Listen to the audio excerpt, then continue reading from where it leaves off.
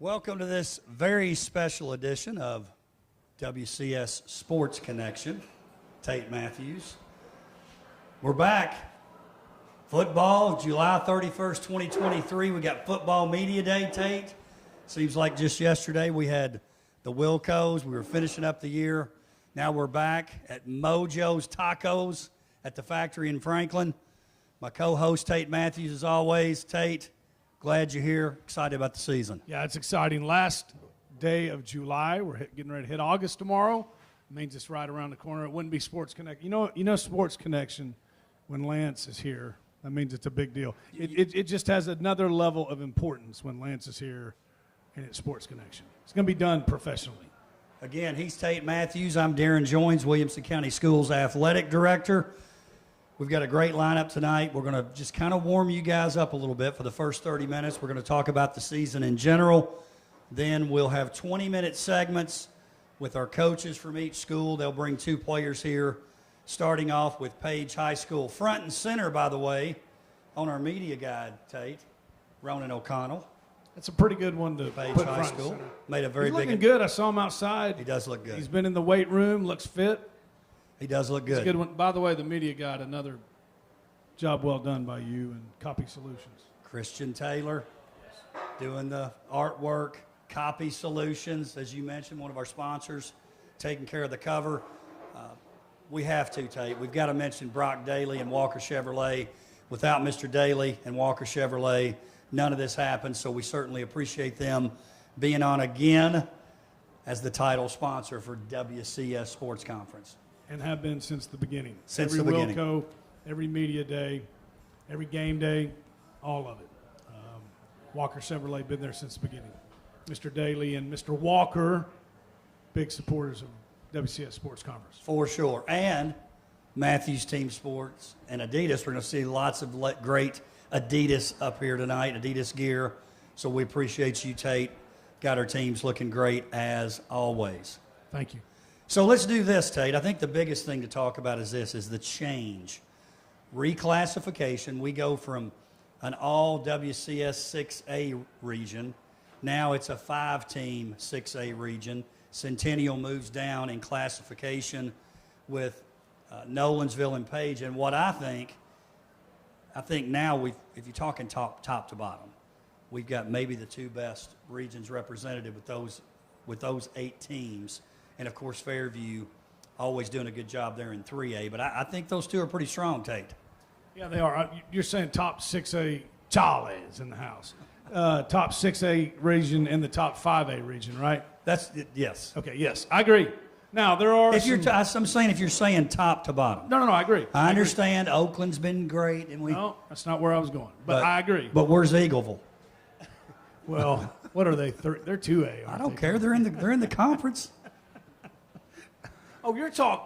I think they're the two toughest regions. They're the two toughest regions. I think we got the toughest 6A region and the toughest 5A region. We're doing our part at least. Yeah, no doubt. I think Centennial Overton trade is not a totally equal trade. But it made the 5A tougher. So which I love, by the way. I love it. I think they're great. I'm really excited about both regions. Joe Williams, it's big when Joe Williams is here. And Krager, Charlie, Chris, all of them. This big. They're all here. It's a big day. I see Tyler back there. Tyler's Logan back there. Yep. is in the house back there. We couldn't have Media Day without members of the media, so we thank them for supporting us as always. Tate, let's jump in. Region 6, 6A. Yes. Brentwood, Franklin, Indy, Ravenwood, Summit, Overton. Your thoughts about that region and how it's going to shake out? I'm hearing a lot of talk, Ravenwood, because they're Ravenwood, but then Brentwood's got the new QB, so I don't know if you have to go much further than those two teams if you're talking about the strength of 6A. I think most people think it's Ravenwood's to lose, and they're handing it to them. But I'm with you. I think we talked about it a couple years ago, and they got mad about it. But I think Brentwood has more to say in this conversation than some people are giving them credit for. And you mentioned Baylor Hayes moved in as the quarterback. I think they got the best tandem of wide receivers with Matthew Manning and then Little Merrill, Clayton Merrill. he's a heck of a player too. And I like their lines. I think Brentwood's flying. I hate to start off this thing like that, but I think Brentwood's flying under the radar. I don't think they're getting enough credit. And maybe that's the way they like it. Well, do you think a school like Brentwood ever really flies under the radar? Maybe a little bit. Yeah. Well, because Ravenwood That's right. and a lot of people are picking them one, which the way it's, I know it's going to be a little bit different this year, but the way it's turned out the last couple of years in the playoffs, 2 or 3 maybe isn't a bad thing, the way you match up with those Memphis teams. So, but no, I think Brentwood's going to be very explosive. Don't know enough about the new quarterback yet. Hate to say that he's the quarterback right off the bat, but I think he is. I think Coach Finch has already said that. He's a good-looking kid. He's got a good arm, and like I said, he's got weapons. I don't know. Usually Brentwood hits you with a committee of running backs. I think Trey Doris, the senior, will probably be leading off there, but he's a guy that, is he going to go 100 yards on you? Probably not, but he's going to get 5, 6, 7 yards a carry. Tough kid, smart kid, can catch it. And like I said, they've always got lines. So I don't know. I think Brentwood could be a dark horse, maybe my number 1 pick. And I love that the Battle of the Woods would, depending on your perspective, is the last game of the year. Yeah. It is, but also they can see each other in 2 weeks, right? Yes. That's the only thing I don't like. And Nolensville, Paige. Last game of the week. Yep. Last game of the year. So we talked Brentwood 8-4 last year, second round. They lose to Bartlett. Listen, we're always, or at least I am, talking trash about how great we are in WCS. But let's face it, on the 6A side, playoff-wise, it was pretty disappointing last year. Not a typical year for us. You've got Brentwood goes out in the second round, Independence first round to Houston, Ravenwood first round to Germantown, Summit does not qualify for the playoffs, nor does Franklin. Centennial in 6A last year, they also were first round. Atypical in terms of our postseason. And listen, not to make excuses, but if Chris Parson doesn't go down, I think they may take it to the end. Very well could have. That's part of it, though. Next man up. Part of it. That's right. Injuries, unfortunately, are a part of the game. So Coach Hester would be the first to tell you that. But, yeah, that was a and there's been years when we've swept them, right? So that was a different year last year. This is 2023. I don't anticipate anything like that happening again. Talk a little bit about Ravenwood. You mentioned them 6-5. They lose to Germantown in the first round. Coach Hester, and we're going to see when he comes in here, but I do think he likes this squad, but I think he will maybe try to sell that, hey, look, we lost some people and we were only 6-5, but Carter Pace, he comes back healthy. Certainly I like their team too. And like you, I think they are the favorite in that region. Yeah, and it's not if he comes back healthy, it's when he comes back healthy. And Coach Hester will tell you he thinks he's one of the best backs in all of 6A. That's a tall statement, but he's also usually knows what he's talking about. Carter's a heck of a player, fun to watch. I think maybe a surprise to some people. I don't think they really know who their QB1 is yet. And that's because they got 3 really good ones, They've got some great names too. Well, I know can we say that? I hate to, these are kids we're talking about. I know you're pulling for Maverick Chance because you want to be all the Top Gun references. And he's a lot of big minutes last. I mean, that is big, right? Put him in, Coach. Talk to me, Goose. And I think, I don't know. I think from listening to Coach talk, I think you could see all of them early. Yeah. I saw them in a 7-on-7 last week. They looked really good. But what I was really impressed with, they looked really good on defense. Coach Reese, Coach Hester's defense coordinator, they've been together now a couple years. I think he's a head coach in waiting, and they look impressive on offense, but they looked really good on defense.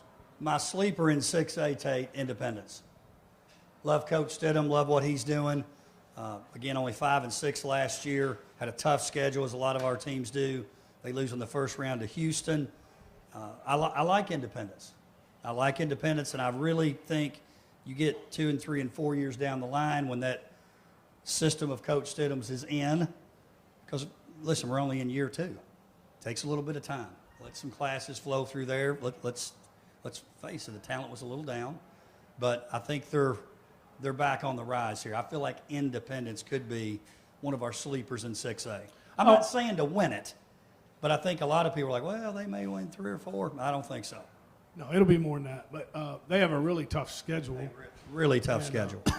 Sorry, I've been fighting a cold a little bit the past couple of days, but DP's been fighting the cold. he's always fighting a cold.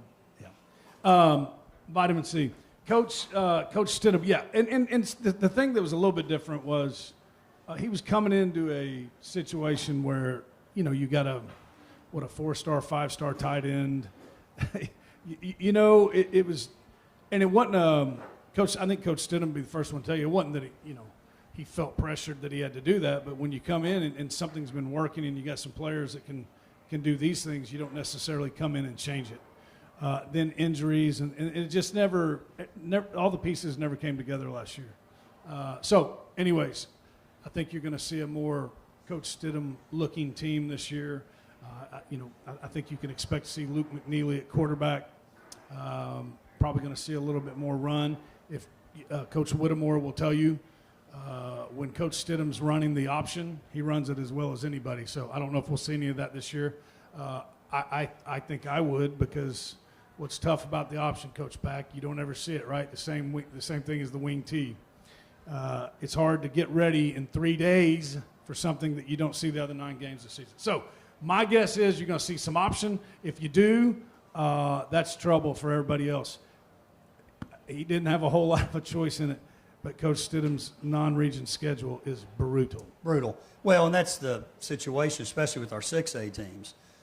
If you're 5A, you might get a 6A opponent, but our 6As, they can't find games. Well, the county dump's not coming to town, right? Definitely your not. Choices are CPA or Oakland or, Which is tough, and my thoughts about that. Yes, I do. Speaking of the wing T and running options and misdirection on offense, let's talk Summit. So Summit, 2 great years, obviously a state championship, state runner-up last year. Again, rebuilding kind of year, 3-7. Another team, and talking to Coach Coleman, he thinks they're going to be better. Also, Franklin High School. This sounds crazy to say this, but by far the best 0-10 team I've ever seen. They're the best 1-19 team I've ever seen. It's been nuts. So talk about those 2 teams. Coach Melton was in year 1 last year with Franklin High School. In my mind, they're battling for that 4th playoff spot. Yeah, and are they their last game of the season? Yes. Yeah. Next to last. Indy Summit to end the year. Okay, but Indy Franklin before that, right? That's right. Yeah. So I would say this about Franklin. We sat here and said there's no way they can have a worse record than they did 2 years ago, and they did. But they were still better. I think everybody in this room thinks they were. These now rising juniors, or I guess they're juniors now, you knew it even from before you left as the basketball coach. This was one of those classes that they knew was going to be really good. They're juniors now. Yeah. Their quarterback, Brewer Wilson, who's coming back as the starter last year, he's one of those juniors. They've been waiting on this class to get to be upperclassmen. I think they're going to be much better. I saw them at the Riverdale 7-on-7. You can tell they're better. I think they went undefeated during the day in pool play. Coach Kerry Collins, if that name rings a bell, that's because that's who you think it is. He's him. Yeah. Very good tennis player, by the way. From the looks of him, I'd say he's probably pretty good. He's a good tennis player. In any athletic event that he wants to play. He's taking over the offense. That gives Coach Melton, not as a head coach, but he's very defense heavy. That gives him more time to spend time on that. And I just think that I think they had to take they were almost like a new school the last 2 years. They had to take their lumps to get to where they're going to get this year, and I think they're going to definitely be. I think they're more than the playoff conversation. Can they get that 2-3 spot? Yeah, I think so. Wow. You called it right here. So let's put it on record. Say that one more time. I think they could be in the 2-3 spot. I almost said the Admirals. I'm still, yeah. The Franklin Admirals. Yeah, wow. I think so.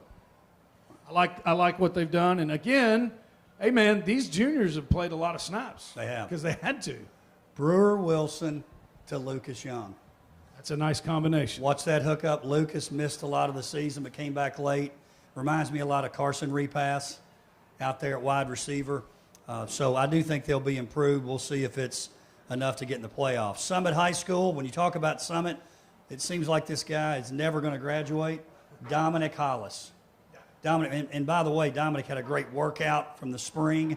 We had our first ever, so it's going to be an annual event, the Wilco workout. It had some of our better players involved in that. We had the college coaches come in, but I saw Dominic for our cover sheet for our media guy, and I said, hey, man, I noticed you were putting that 40 time out there from the workout. So he was kind of, it wasn't really an official time, but still enough where he said I ran a whatever it was. So Dominic Hollis, a guy that folks are sick of, but not because he's not a good young man. He is. They're just ready to see him graduate. And he does. Hey, real quick, not that you need a sales pitch next year for the Wilco workout. Okay. But as you started talking, I thought about this because you noticed it and you spoke about it. Who was the first college coach you saw walk in the stands that morning? Lemansky Hall. Where does he coach? Clemson. Why was he there? Ronan O'Connell. Where did Ronan O'Connell Clemson. commit? Thank you. I think that trip was worth it. Well, and I'm going to say this not to call anybody out that I'm not a huge fan of in this state. Kentucky? Was Kentucky there? No. Oh. But I know UT was a factor. They weren't there. They were there earlier in the week. I understand all that, but it's not that far. I agree. Lemansky didn't care. Coach Hall was there. happy with that result. First one in.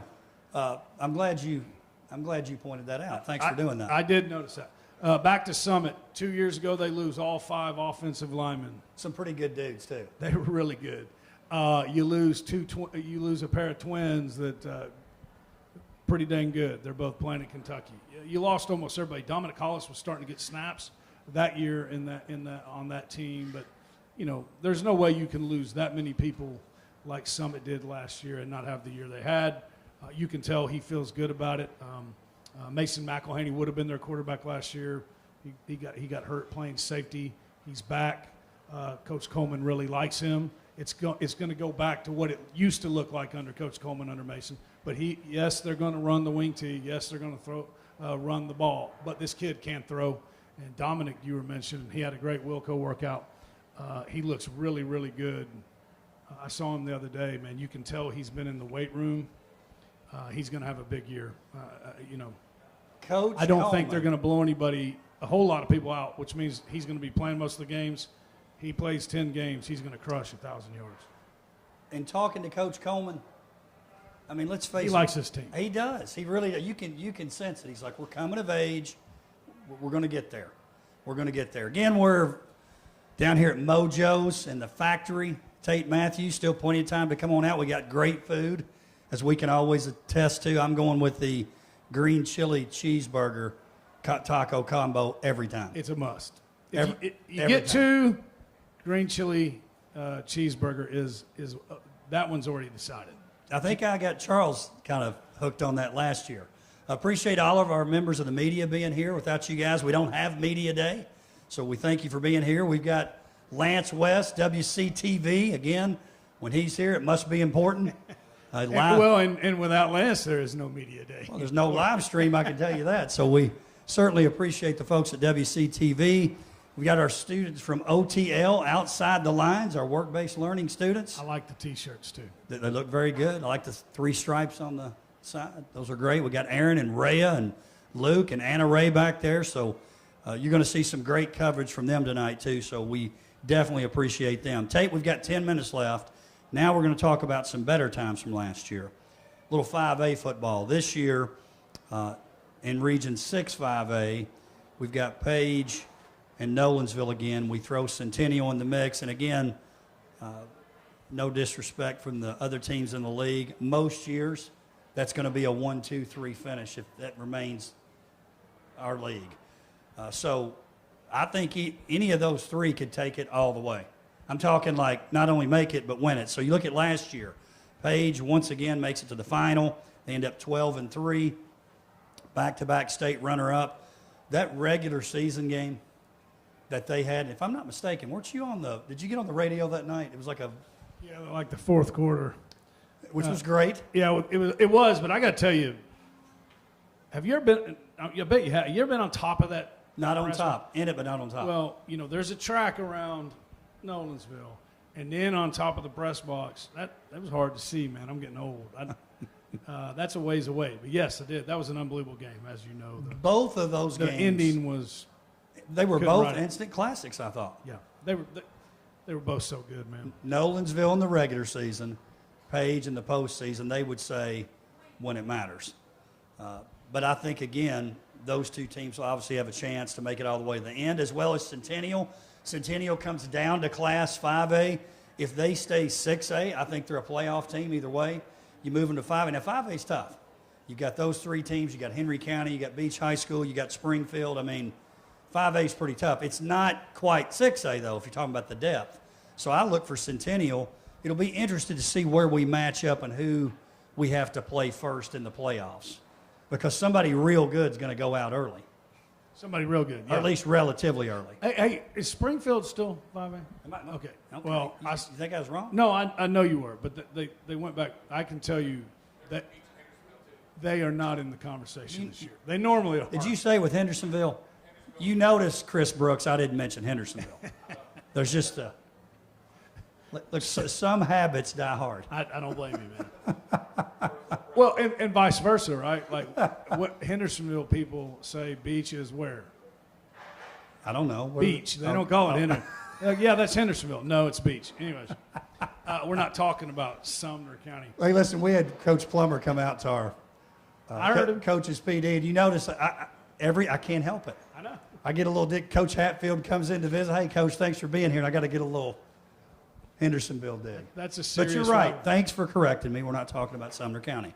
Talk about those three teams, Tate. Okay, one, I read the article in the Tennessean today about Ains. Was it Tennessean? Who wrote that one? About Ains and Hazard. Holy smokes, man. You started looking at 109 tackles, 106 tackles. I think Hazard had 30-something tackles for a loss, 12 sacks, 3. You can't make that. That's crazy, man. That stat line's unbelievable. And then you got Ains on the other side. I know they might not know who their quarterback is right now, but they've got two really good candidates in it. Palmer's one of them. He's going to be here, and then Weebush. Weebush plays other things. I'm with you. You got to think Nolensville and Centennial have a chance. But when you start looking at Paige, including the 6A teams, I don't know anybody that has as many athletes, as many playmakers as they do. I think they're going to be salty as heck on defense. You got Ronan O'Connell, a guy who can change the game on both sides of the line of scrimmage. And well, look at him. I told you. I think really the only thing with him is, do you pitch count him? So I hate to say this because I'm really excited about what Coach Stewart's going to bring to Centennial, and not that a change was, you coached a while. You can't be a bigger fan of Coach Kreisky than I was. But sometimes it's just time for a change for him and maybe the program. I think Coach Stewart's bringing some enthusiasm in there that was maybe needed. But Coach Rathbone, I'm not going to like it, but I think Paige is the clear-cut favorite. I don't think he's scared of that. No, he just doesn't like things like that. I've seen him change the last couple of years. I think he likes it a lot, actually. Everybody's talking about like this is a hard one to pick. I don't think it's hard to pick. So let's talk Centennial next. So Jamal, I know some of the pundits think Centennial, and I think it's going to be exciting, but I'm going with Paige. my man DP loves Centennial. Well, He loves Centennial. He loves Coach Stewart. Now I'm going to say this about Coach Stewart. I can't wait till he knows more about Eagleville that you were talking about earlier. That's that. But this is 5A, 6A. So Coach Stewart, this is great. One of Coach Stewart's first day, and this is just what happened. I'm just going to tell you what happened. I'm just repeating an actual story. So Coach was in the front office there at Centennial and was talking to someone. He got distracted. He kind of looked off in the distance and like, what is it, Coach? He said, the bell rang. They actually go to class. He said one of his jobs was kind of rounding them up. And nothing bad, but they we're going to class here. You're probably going to class there too, but you got to help them sometimes. So there's a lot of things different about being here. I told him, I said, no, look, some of this stuff's going to seem like a little much, but you're going to love it. And he does love it. But I was talking to him the other day. He was at his new teacher, professional development. I was like, send me your roster. Give me a player to send to media day. Fill your roster out this way. Wear your Adidas stuff. Get here at 5:45. He's like, man, it's a lot. But he loves it. And I think he's going to thrive here. And listen, with Tanner Lee and Dominic Reed and some of those guys, no wonder he's going to thrive. But I think it's a great fit. I think they're going to do a really good job. And I think, personally, they'll be contending to, I'm not saying knock off Paige. I'm just saying it's going to be a tough matchup when those two line they're up. going to be physical under him. And everybody thinks because at East they were fast and spread and explosive that they were a throwing team. Coach Stewart is going to run the football. You can bank on that. And they got some guys they can run it with. So, yeah, that's going to be a fun game. And Nolensville, Coach Derek likes it that way. He just hopes everybody's thinking that they lost all their skill people, which they did. Which they did. But I saw them in a 7-on-7, and Ty Collins looks good, man. You know, it's his time to take over at quarterback. He's replacing a 3-year starter. That's never easy to do, but Nolensville will be ready. He looked good in the workout, I thought. He did, real good. I thought he looked real good, but they did lose some people. But I would remind folks, and this is the state of the program, if I'm not mistaken, they had the most Power 5 commitments last year. Yes, I would think so. I think they did. Yeah. Signees. Signees. That's right, signees. Our final team, not to leave them out, Fairview, still in 3A. Hey, listen, Wendell Billingsley got an offer from Air Force, which I liked. I'm not saying he's going to take it, but I was talking to Coach Hughes about that and Wendell. But, you know, that leads to some other things, right? He's getting some other schools talking to him. You get one of those academies reaching out and talking to you, that's a real good thing. I can tell you this, seeing him at media day or picture day, he looks good in the uniform. And Jax McCoy, look for him to have a breakout at quarterback. Another McCoy. Jax will be the quarterback. And you're right, that's big for Billingsley. That also means, I know that's something you all are very proud of, the ACT score is usually pretty good if you get one of those academy offers. It's pretty good. So I would say that Billingsley has that going for us too. Yeah, Fairview, man. Coach Hughes he's dialed in. Jax is young, but you know he's not real good at keeping the governors on his quarterback. So he'll get thrown in the fire early. But he's a heck of an athlete. Trey's little brother. He's going to be fun to watch. So Coach Hughes is ready to make a run this year at Fairview. Tate, that about wraps it up for this. And I know folks came to, they didn't really totally come to see us. They came We're to like get the the warm-up. tacos and get ready. We're the warm-up here. Appreciate you being here as always, Tate. Appreciate the folks at the factory for setting this thing up. Walker Chevrolet, who we mentioned before, can't do anything without Walker Chevrolet. I saw Bob Woodbury. Don't call me.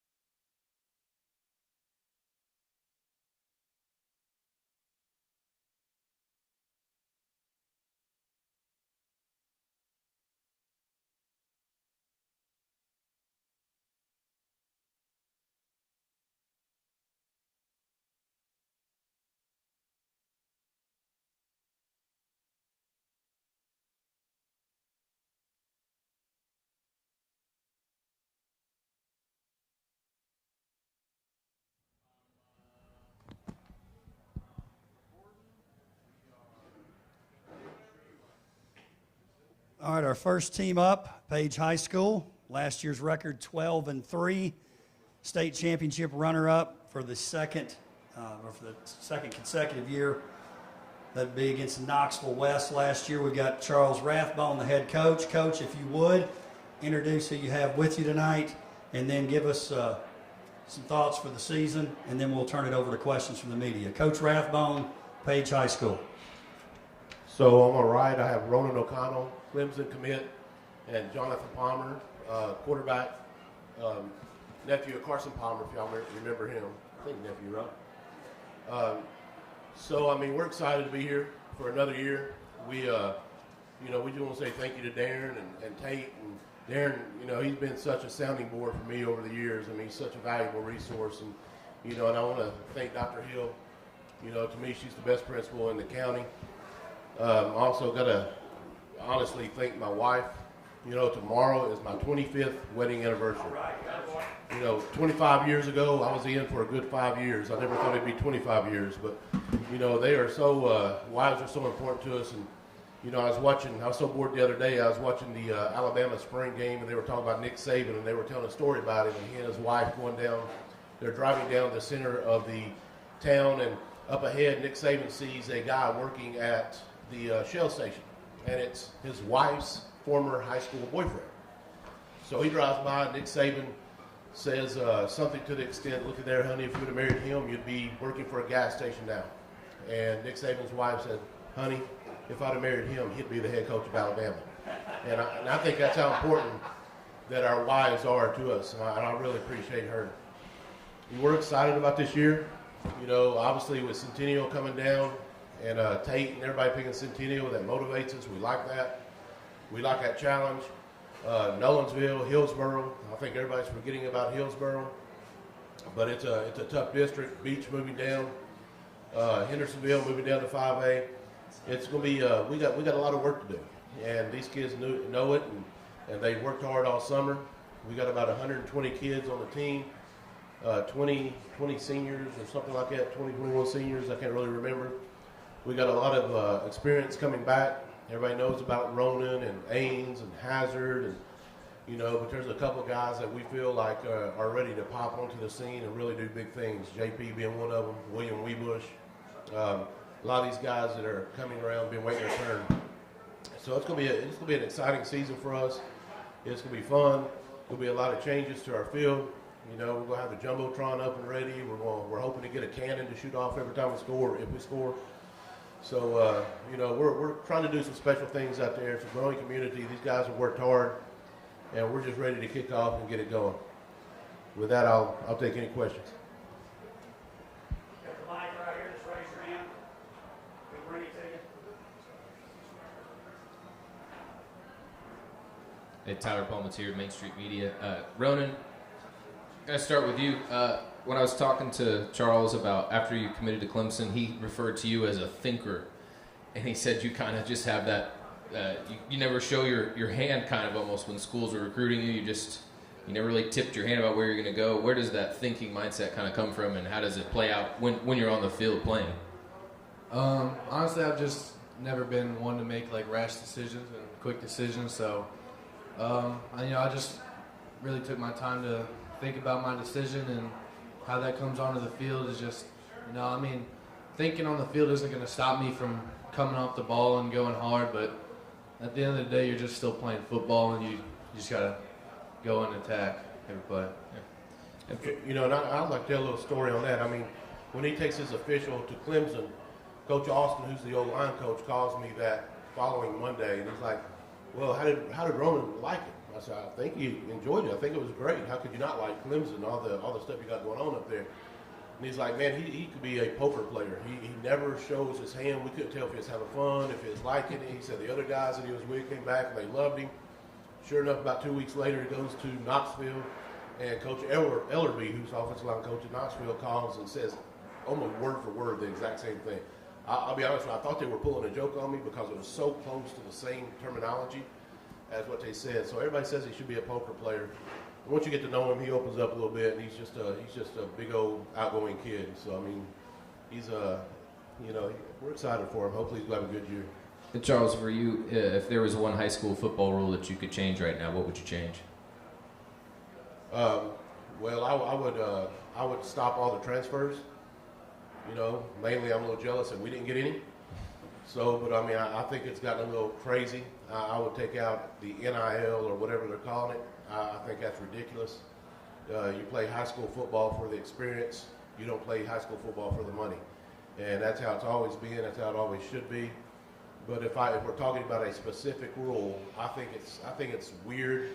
And I understand why they do it, but we go all of the month of June, and then that first week after July, I throw in the 707s, we're out there in helmets, and we're practicing, and then we come back, we start heat acclimation, and we have to start 2 days in helmets.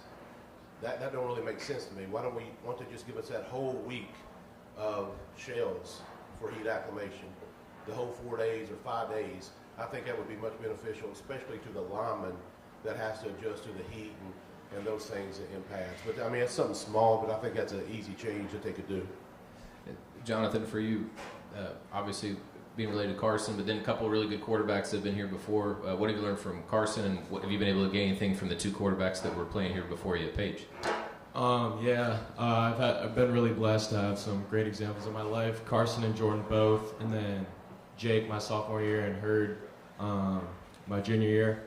Both of those guys being first team All-State guys set me up in a pretty good position. Got to know where I'm going to be at going into my last senior year. Just laying out the blueprint, so to say, on how to get there and how to lead a team and stuff like that.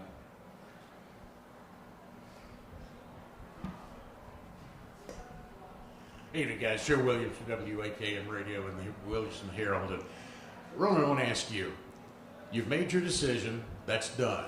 Is there a weight off your shoulders? And I guess the better question is can you just go play football now instead of having the pressure of thinking, man, I got to have this great year to impress folks? Yeah, definitely a weight off my shoulders. That was the intention of committing before the season. You know, just get the pressure off my back before the season started, and just make sure I could just focus on football and on the team. And Mr. Palmer, you're coming in, quote, unknown, untested. I don't think that's probably completely true. What are you looking forward to most doing with this offense this year? I'm just looking forward to winning, making the right reads every play, and just going out and having fun playing ball with my boys. I think something that's going to be really good about our team this year is how close we all are. Like all of my best friends on the team, and we're all super close, all grades, all around. So just looking forward to having fun with the guys out on the field. And Coach Rathbone, finally for you, every school goes through these ups and downs. I mean, that's just the ebb and flow of high school football. That's what happens. You guys don't seem to have very many downs. You have lots of ebbs, and you kind of stay right there. How do you keep this level of talent coming in, or is it just great coaching that takes and coaches up? Well, I definitely don't think it's coaching. You know, I mean, we've been blessed with some really good kids that work hard, and I think the thing about all the Paige kids, not just the football players, just all the kids in general, is they know how to work hard. They know how to suck it up. They know how to work hard.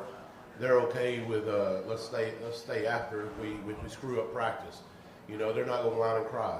We work very hard on teaching these kids when we get on you. It's not anything personal. It's that we're trying to get better. We're very tough on them in film. We'll pull it out. We're going to point out the mistakes. We're going to correct the mistakes. We're going to try to make sure that they understand what they're doing wrong, what we're doing wrong. And as a coach, sometimes we got to admit, hey, that's not working. You know, and if it's not working, we got to, right before we came, we had a big debate in the coach's office about some things we fixed from last Friday. So, I mean, I think that's very important for us to swallow our ego. And I think the real thing, I mean, they know it's a family. They're always welcome back. I tell them all the time I love them, and I mean it. They're like my own kids. But we've just been blessed with some really good talent. And, our freshman class this year is no different. I mean, they're very good. I mean, Brentwood beat them last year for the county championship. So that's the third time in 3 years that they've been playing for it. And it's kind of been Brentwood and Paige passing it back and forth. So I'm very proud of that group, too. So hopefully we could keep that trend going for us for the next couple of years. Coach, this is Brad DeShield, the Dasha Sports Network covering Independence Athletics. I was looking at your schedule this year, and you're backloaded on your conference games: Hillsborough, Centennial, Nolensville. Is that good, or would you like to kind of have it? I mean, I know you necessarily don't say, hey, this is how I want my schedule, but when you're looking at that, is that a good thing where you're backloaded with some of your tougher games, or would you rather have some of those earlier in the season? No, I mean, I feel like it kind of sucks. I mean, to be honest with you, but TSSAA didn't ask me. I mean, they made the region schedules, and I think most of our region is like that, if I'm not mistaken. Oh, yeah. So I mean, it's fair. You know, I mean, as fair as they can be. It's a tough job that they had to do to schedule games. I don't necessarily like it, but you know, I mean, again, they don't ask me. So I mean, we treat all games like a region game, all games like a Williamson County rival game. We want to win them all, and we're going to go out and compete to do that. Ronan, have you met Dabo? Yes, I have. How was that? Talk a little bit about your experience with Dabo. You know, every time I've talked to him, he's been a very genuine person. Kind of told me that really what pushed him towards Clemson was Dabo's his belief, his power, and his faith. You know, so every time you go up there, he talks about that, and he's consistent on that. And when he finally committed, Dabo called him on the phone, and Dabo was trying to, you know, kind of joking around with him and said, well, you ready to be a Tiger or something like that? And Ronan said, yes. And Dabo was like, whoa, wait a minute, for real? And then I think that's how it went. That's what his mom was telling me about. So, I mean, that meant a lot of Ronan was his faith, and, you know, which makes me proud of Ronan that he's willing to follow something he so strongly believes in. Hey, Coach, Charles with the Williamson Herald here.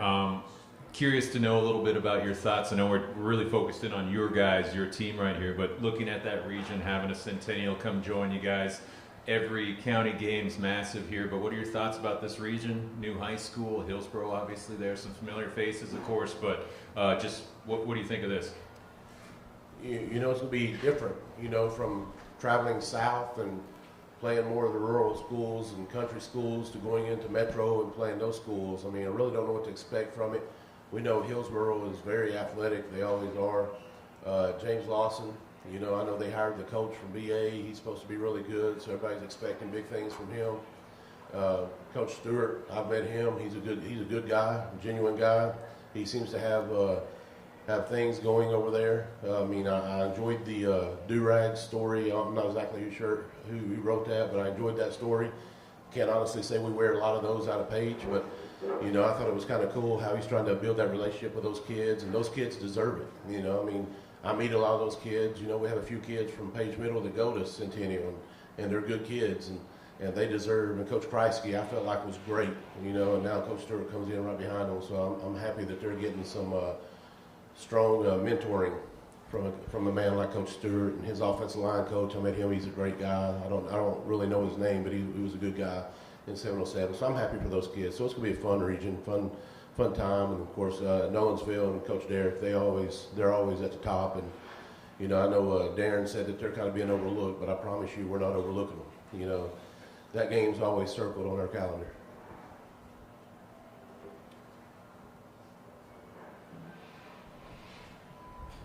Tom Krager with the Tennessean. Coach, you've had a couple different types of quarterbacks the last couple of years with Jake and with Colin last year. How does Jonathan fit into those? Who does he compare to? Well, he's kind of a mixture of both, to be honest with you. I mean, he's very intelligent, very football smart. He knows all the reads. So in that aspect, he's more towards a McNamara. He can make all the throws. I guess I would compare him probably more to McNamara. McNamara a little bit more elusive. Palmer puts a lot of time into learning the system and know where the ball's got to go and the ball's going to get out on time and be where it's supposed to be.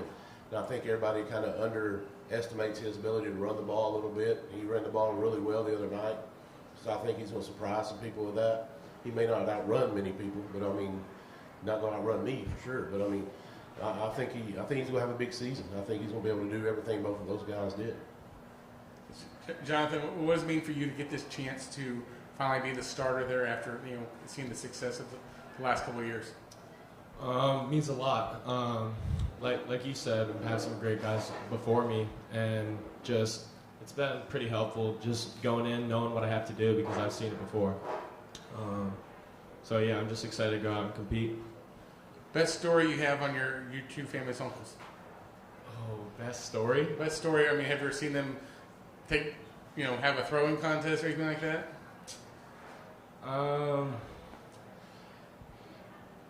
They don't really do, when we get together as a family, it's not a lot of football stuff. It actually ends up being everything else because they just want to take a break from it.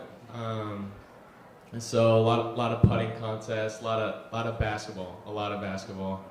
I'd say one time when, I can't remember how old I was, but when Instagram and like House of Highlights was really starting to blow up, we tried like 30 minutes to try to stage this video with like Carson would pass me, I'd pass it to Jordan, he passed it to my other cousin, he'd throw it up for the oop, but we missed it like over and over again. Just goof around stories like that. I'm surprised nobody asked him, with his two uncles, what happened to his dad? How come he wasn't an NFL quarterback or an SEC quarterback? Or, I've been waiting to hear that story. I'll ask his dad and let y'all know what he said. That's a Friday night school. If we win. Guys, Chris Brooks, 615 Preps. Coach, you guys had two incredible games with Nolensville last year, regular season and playoffs, and you played them week 11 this year on a Thursday night. Is that kind of weird having to have them on a Thursday night, or how's that feeling for you right now? Well, it feels great to have them at our place on a Thursday night. So, I don't know why TWSLA scheduled it that way. It has to have something to do with officials. But, it doesn't matter. Wednesday, Thursday, Friday, Saturday, we'll play whenever. And I know they feel the same about us. So, maybe it's the only game in town, and we'll have a big gate, and maybe have to have waiting lines or something like that. So it'll be fun. It'll be fun. Ronan, with your decision to go to Clemson kind of behind you, now it's turned your focus to this season and trying to maybe bring home a gold ball instead of a silver ball like the last 2 years. What's your biggest focus heading into the season personally for you? Obviously, we want to take every week with just game by game, week by week, but obviously the only goal here is just getting that gold ball back to Paige High School. We don't really have many other goals besides winning a state championship and getting a ring for everyone on the team. Jonathan, is it kind of getting old at this point, being known as a nephew of a former NFL quarterback, or is it something that you take a lot of pride in? It is what it is. Like I said, they've been a big blessing to me on my journey and how I approach the game and everything, just teaching me about ball and stuff. So I love that aspect of it. But obviously, I play to make my own name and let it be known. What's it been like for you integrating into the system since you haven't been here for the last couple of years? What's it been like for you doing that?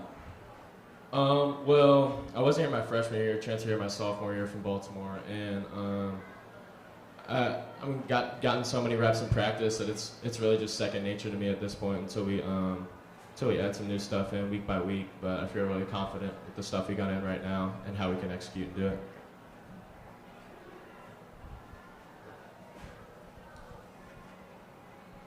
Thank you, Paige High School. Good job, gentlemen. Appreciate you guys being here. Thank you.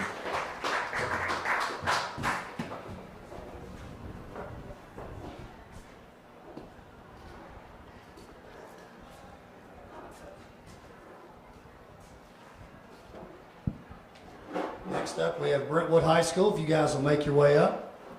Get Coach Finch here in the middle. Players on the side. Welcome, Coach. As they're making their way up, Brentwood High School last year 8-4, entering year 3 under Coach Finch as the head coach. Of course, he was there for many years before that. Second round with the loss to Bartlett to end their season. Again, Brentwood High School 8-4. Coach Finch, if you would, introduce who's with you and then give us some thoughts on the season coming up, and then we'll take questions from the media. Again, Brentwood High School. Thank you. All right, so I'm fortunate to have senior running back Trey Doris to my left, okay, 4-year guy in our program. Had a really good year last year. Came on strong at the end, fortunate to have him there. And to my right is Jack Carroll. Jack played predominantly defense last year, but Jack's also going to play a lot of offense this year, which is something we don't normally do, but does such a good job for us on the offensive line and defensive line that instead of having coaches fight over them, we decided to kind of share them this year. So kind of as an opening statement, I always want to start off with saying thanks to WCS, thanks to Coach Joins for taking the time to put this on. Obviously, media members, okay, and I think it's important in my mind that with the passing of Donovan this week, to talk about how much we appreciate what you guys do to cover high school sports, okay? And we know we're all going to miss Donovan, but I want you to know how valued you are and how much these young men and the moms and dads appreciate the job you do covering high school sports and taking time out of your day to do things like WCS Media Day. I think it's just it's an excellent job that you have, and you do an excellent job at it. We're excited about the 2023 season. You're always excited about every season, but I'll be quite honest with you. We are really excited about this season. We feel like we have a great senior class that have been really invested in our program and how we do things. We talk a lot about this group has a high ceiling, and we feel like it's okay for us to talk about we want to challenge for a region championship this year. We feel like we went from third place to second place with a chance to be one last year, and we just didn't take care of business. But we feel like, even though we're in a tremendous football league, we still feel like we have the talent to challenge for that this year. That's been a personal goal of mine that I've kind of stressed to the kids that we want to put ourselves in position to do that. A great schedule, okay? Obviously, Friday nights, Williamson County football, everybody knows that's really special. And it doesn't have to just be Brentwood, Ravenwood to make it special. It's special when you play Franklin and Indy and all those guys, Summit, and those are always special games and a lot of fun games and great atmosphere. And I always tell the kids that, really relish that, guys, because there's so many places that don't get to experience that kind of atmosphere on a Friday night. And it's one of the things that I love about working in Williamson County and getting to coach in Williamson County, those Friday night atmospheres. Challenging non-region schedule. We open up with Blackman. We have Henry County on that schedule. We have Hendersonville on that schedule. Centennial, we're fortunate, though they're not in the league anymore, to have them on the schedule. And of course, VA's on the schedule this year. So we expect to see, a lot of good football teams, really from game 1 all the way through game 10. And we're okay with that. Like we have historically played tough football teams at Brentwood High School. And we're excited about kind of accepting that challenge and going out and playing those kind of teams in 2023. So again, I'm never sure what to say on the opening statement, but there it is, guys. So feel free to fire away with whatever questions you might have.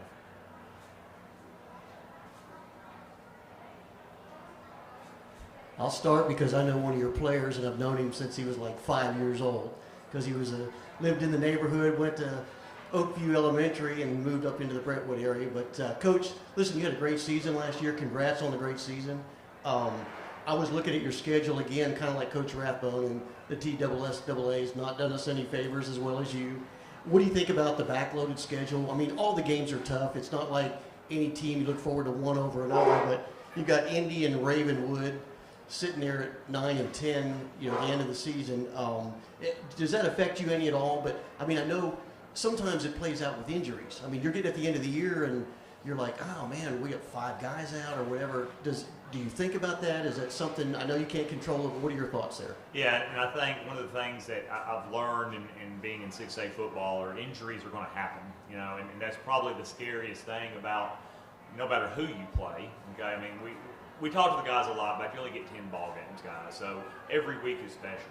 But absolutely, when you know you're going to play a team like Independence or you play Ravenwood late in the year, what you have to do as a coach is try to make sure that you've taken care of your kids and you've tried to keep them healthy. But you're going to have to play those guys sometimes, or at some time in the year. But certainly try to keep those guys healthy. And at the end of the day, Brentwood, Ravenwood, Week 10 is a pretty cool deal.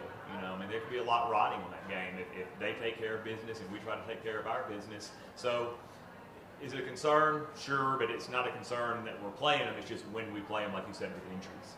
Absolutely. For Jack, like I said, I've watched this kid grow up, so he's kind of a personal friend, friend of the family. I hadn't seen you in a while, so you have really put some. I mean, last year you played middle linebacker, right? And now you're going to be moving to the line. And talk about what that process is. I mean, you're bulking up. Were you trying to get there, or was it just something that kind of evolved and you saw it coming and the coach said, hey, we're going to move you here because this is a good spot for you? No, I just try to put on weight each year because I know that just going up, I got to be the big guy now. Growing up as freshman, sophomore, you're like, wow, those kids are huge as a little guy, but you get up later into the program, you're just like, I gotta do what I gotta do. And, yeah, I packed on the weight. I tried to, but also just getting in the weight room, just beefing up. But I kind of knew that something was going to shake out this year, so yeah, I really had to stress that. But yeah. So when you think about the game at Independence, knowing that you lived like maybe a mile and a half from that school, and now you're playing with Brentwood. I mean, you were little, obviously younger then, but will that even play? I always just remember just driving past there, so pulling into the parking lot. Yeah, I'm kind of getting some memories flooding back, but it's definitely awesome. Just the atmosphere, just in all of our district games, it's just electric. So yeah, but it's just awesome being back. You guys always have our number, and I can't figure out. Last year, I'm calling the game. We have a 2-score lead late. I'm like, man, this looks pretty good. This doesn't happen very often. Just counted my chickens too early there, but you guys played a great game. Trey, just a quick question for you. You're coming back as a senior. What are you? I mean, you're going to be a team leader now. You got some good runs last year. What is your impact this year? What are you trying to do as a running back this year that you didn't do last year? Anything different? I want to lead the run game on the team. I kind of want to set an example for the younger guys. We got a lot of younger running backs coming behind me. So, if we ever need like someone come in, if I need a break or something, they'll know what to do right on the spot because I'll be there, kind of helping them out. So, just want to be kind of that senior leader. For Mr. Carroll, Tyler Pullman's here with Main Street Preps. Clint mentioned the fight over you by the offensive and defensive coaches. Did they really both want you badly playing both sides? Did you ever hear any of those conversations between them? I didn't hear any personally. I just heard whispers, but I'm just happy to play wherever I can just help out. And I've never really grown up just focusing on one position, so wherever. And I just like to go out there and play, and it's awesome. So I'm just happy to get on the field. And as much as I get on the field, I'd love to do that. And if I can cross-train and split days of practice, then I will do that, and it's just fun. What exactly will your positions be? So I will play right end on defensive line and then primarily right guard for the offensive line. Okay. And for Clint, if there was one rule in high school football that you would change right now, what would that be? Oh, I get in big trouble answering this one. Let me think how to handle it. Probably, I know it's really, really tough to deal with targeting issues, okay? Especially without the benefit of replay and things like that. But with all the concern that we have over concussions and potential CTE injuries, it seems to me that a direct targeting call maybe should be something else besides just an unsportsmanlike penalty, in my personal opinion.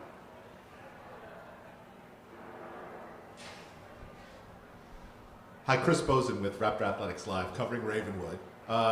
Coach, it's hard to believe, but these seniors are the freshmen who came in during that unknown COVID year. Now we've put that in our rearview mirror.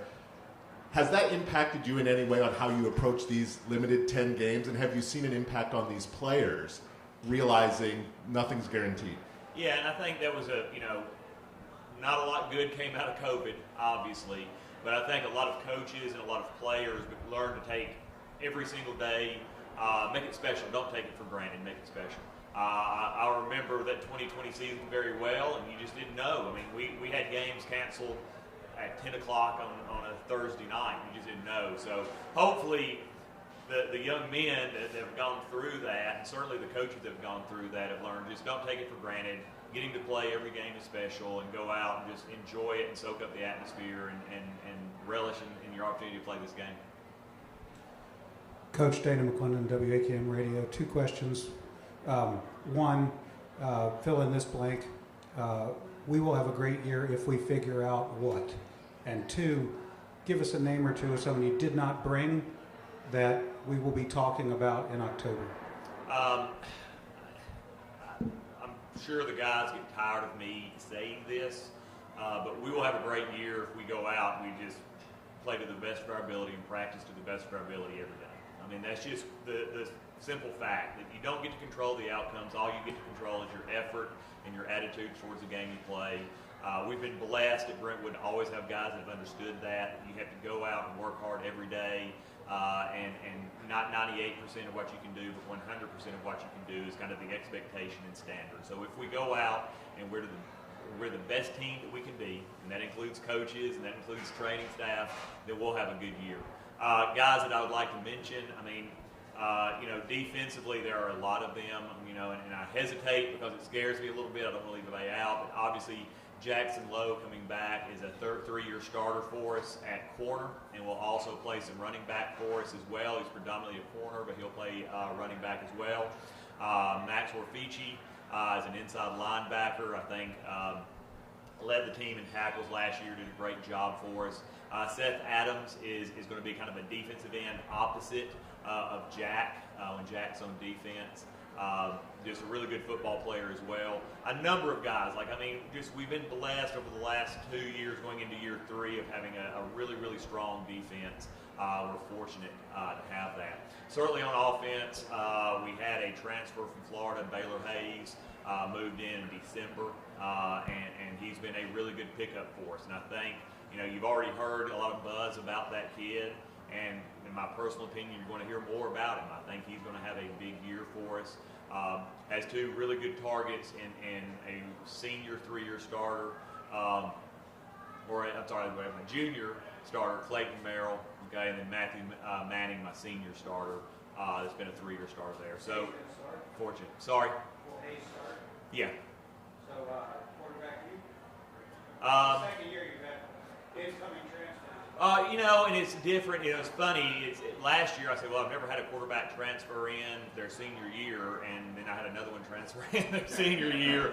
But the big thing about, I think, where Baylor is he was here throughout our entire off season, and when Grant transferred in from Michigan last year, Grant had, I think, 12 days of practices and 3 scrimmages.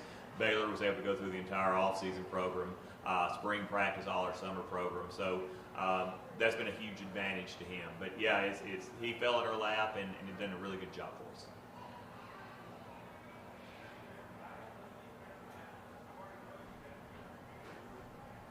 Hey, Coach, Tom Craig with the Tennessean. And this year, 6-6A, I believe it is now, this year for you guys, seems to be as much parity as I've ever seen one league. I mean, it's like you're all right there, it seems like. Is that what you see too when you're looking at other teams that they have back? It seems like it would be hard to pick a winner.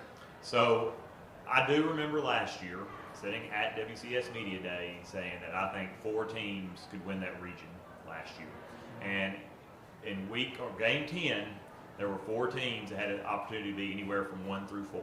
Okay, so I'm a prophet. If you didn't know that, I mean, I'll help you with stock market advice or lottery numbers as well if you want that help. But I really think it's going to be the same way this year. I think, and you're looking at a Franklin team that's going to be improved. They had a great freshman class, and those kids are now into their junior and senior year. I think Summit has, obviously had to replace the Wade twins, but Coach Coleman's going to do a great job with those guys. So I think you're looking at a lot of parity in the league this year for sure. And I could very easily see it coming down to week 10 for seeding for the playoffs. Do you like playing Battle of the Woods week 11? I mean, it could be for a lot. We don't know. And it could be a lot right on it, but that's been a week 5, week 6 kind of game, I think. Well, when the TSSAA set the schedule, it's like, what the Battle of the Woods needs is one more thing to amp everybody up. It's not a very exciting game. The atmosphere is kind of dull and boring that week. But yeah, I mean, it doesn't matter if we're playing them 1 or 10. It's going to be a unique atmosphere, a great atmosphere. So whenever you've got to play those guys, you've got to play them. You've got to find a way to beat them. So it just doesn't matter to us. What'd you do in the offseason to kind of recalibrate, especially in the dead period? What'd you do to recalibrate knowing after the dead period, it's football all the time for you? So the joke I make with my parents at Booster Club meetings is I go on vacation and I leave the country and I go to Mexico and I don't have international calling. And so no matter how much you want to get in touch with me, you can't. But I spend 9 days just me and my wife on the beach in Mexico. And I will not lie to you, I don't think about football because I know that day I get back and that plane lands, I'm going to turn that phone back on and there'll be 132 text messages and 500 emails and we're ready to go. But I think it's important, I talk to the kids about that a lot too, the good thing about the dead period when it falls is get away from the sport, get away from it, spend some family time, get it off your mind, because that train starts going pretty fast right after dead period, and it doesn't stop for a long time. Coach Chris Brooks, 615 Preps. I was over there last Monday, and you guys had a pretty spirited workout in pads. Talk to me about the excitement with this team this year as opposed to last year. I mean, I think what's exciting about this team is we just have sat there, and guys like Jack and guys like Trey, they've been, this is my first group I coached as sophomore, juniors, and seniors, you know, and I think we've kind of had this group kind of pegged as being a really good group for a long time now. And we talk a lot to our seniors about, hey, you didn't necessarily ask to be a leader, but just when you become a senior, you become a leader. And it was spirited, and all of our practices have been that, but a lot of that's kind of the energy and the attitude and the way the seniors have approached it. And that's not against anything against previous seniors. It's just this senior group has really bought into what we do.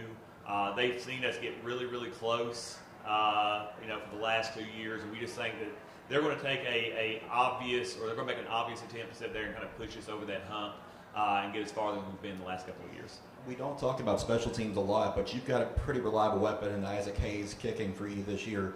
What's his impact going to be on this team, especially considering how competitive this region may end up being? Yeah, and it's Williamson County, and Williamson County is historically known for having good kickers. I think that's because you know, as my mother would say, you can't swing a dead cat and not hit a soccer field. They all grow up kicking the round soccer ball. But it's huge. You have to have that kicker. We're blessed to have Isaac. We're blessed to have a great punter with Luke Armstead, and Luke may do some kicking for us or kickoffs as well. So 3 phases to the game. It becomes coach speak. I know offense, defense, and special teams, and the ability to have guys that like Isaac, who, you know, I can go back to his sophomore year, wins a big game in Germantown with a last-second field goal. Last year's season opener against Blackman, hits 3 big field goals to keep us in that game. To know that you have that aspect of the game, you know, in play, to know that you have a shot to get 3 points even though you're not in really deep in the red zone, that's huge. It's a huge advantage.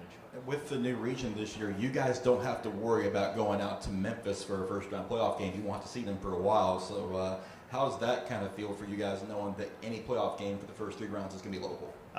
Number one, it's financially a lot better for us. I mean, I'll tell you that. But, you know, once you get into 6A playoffs, it doesn't matter if you're going to Memphis. It doesn't matter if you're going into Murfreesboro, if you're going into Nashville, if you're going over to Henry. You're going to play good football teams. That's just 6A football. So, you know, I told the coaches the other day that if you tell me that we're going to have to get on a bus and go to Memphis for the semifinals, we'll all jump on that bus and be happy about doing it. But you're going to have to play somebody really good in the playoffs in 6A football. Coach, thank you. Good job, Brentwood High School. Next up, we have Franklin High School. If you guys will make your way up.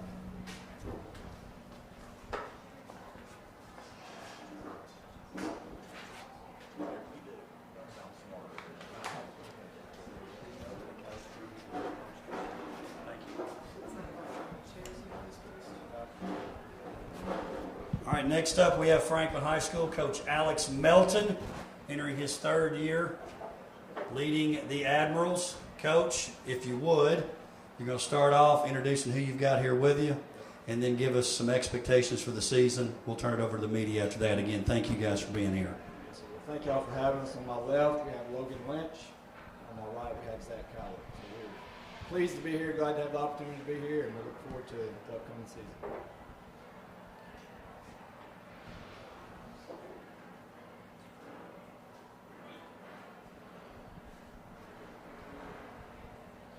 For both the players, I know that last season wasn't what you guys wanted, but what did you maybe learn from that? I mean, just going through a tough season.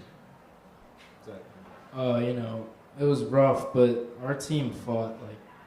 It was just a matter of big plays. We were in every game. We fought our tails off, and that's all you can ask for. I mean, the score was the score, but I still enjoyed the season a lot. The seniors were great. We had a really good time, but obviously the wins didn't go how we wanted to. Yeah, there's not much I can add to that, but basically the the losses taught us how hard we need to work to get the wins that we really want, to beat the district, to win the Battle of Franklin, all that. Yeah, and I'll say this. I mean, these guys are a testament to our guys. They show up. Results are results. We keep working to change those results, but I'll tell you, man, they came back every Monday. We show them on film how hard they worked, how close we are. Kept working, kept fighting. I love them for that. They're no quitters, and so they're great leaders. These two guys are great representatives of our team in that they just keep fighting.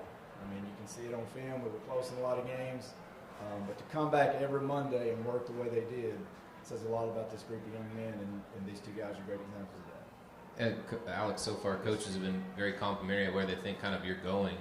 Where do you think maybe you've improved in going into this season? Well, I think, you know, as long as you can keep working with your kids and they keep coming back and working, so the effort's always there, but the age is starting to get there, the experience is starting to get there. You know, they're getting used to the verbiage and all that stuff that, you know, that kind of comes with it. The confidence level in the 2 all seasons we've had with them has really increased. And so, you know, they just been feeding off each other and just keep working. I mean, that's all you can ask them to do. So, you know, we're excited about it. We're excited to have, you know, a little more depth than we've had and just to keep working it. And so, you know, I think I heard, you know, Coach Finch talking about the parity in the region, and you know, Mr. Krager asking about that. I think that's true. I think we're all kind of right there. We just got to keep working. You know, very little room for error for us, for anybody really in the region. We've got to keep working to change the score of those close games to our favor, and I think we're getting close. And we just, you know, that's kind of our motivation is to keep going and change those results. And Alex, last thing for me, if you could change one rule in high school football right now, what would that be? One rule in high school football. I mean, that's a good question. I don't know. I mean, I don't. That's okay. I hadn't thought about, you know, changing the rules. I know the rules and we work to, you know, we work that way. So I don't. I guess you just got to follow the rules that are in place. That's maybe the most important thing, right? You do have to follow them. You know, it's a safety thing. I do think sometimes you get, you know, kids being physical, and you got to take care of kids sometimes, all the time. But sometimes things get called that are personal fouls that maybe are just a good football play. That's just a matter. But you know, we've got to do a great job of protecting kids, and that's what it's all about first. So I don't think you would change that. I just, you know, sometimes it's a little cloudy on what is and what's not. Sometimes that's a lot of rules. I mean, it's, you know, we appreciate the officials; they do a great job. You know, and so I don't know that I would change anything. Thanks, guys.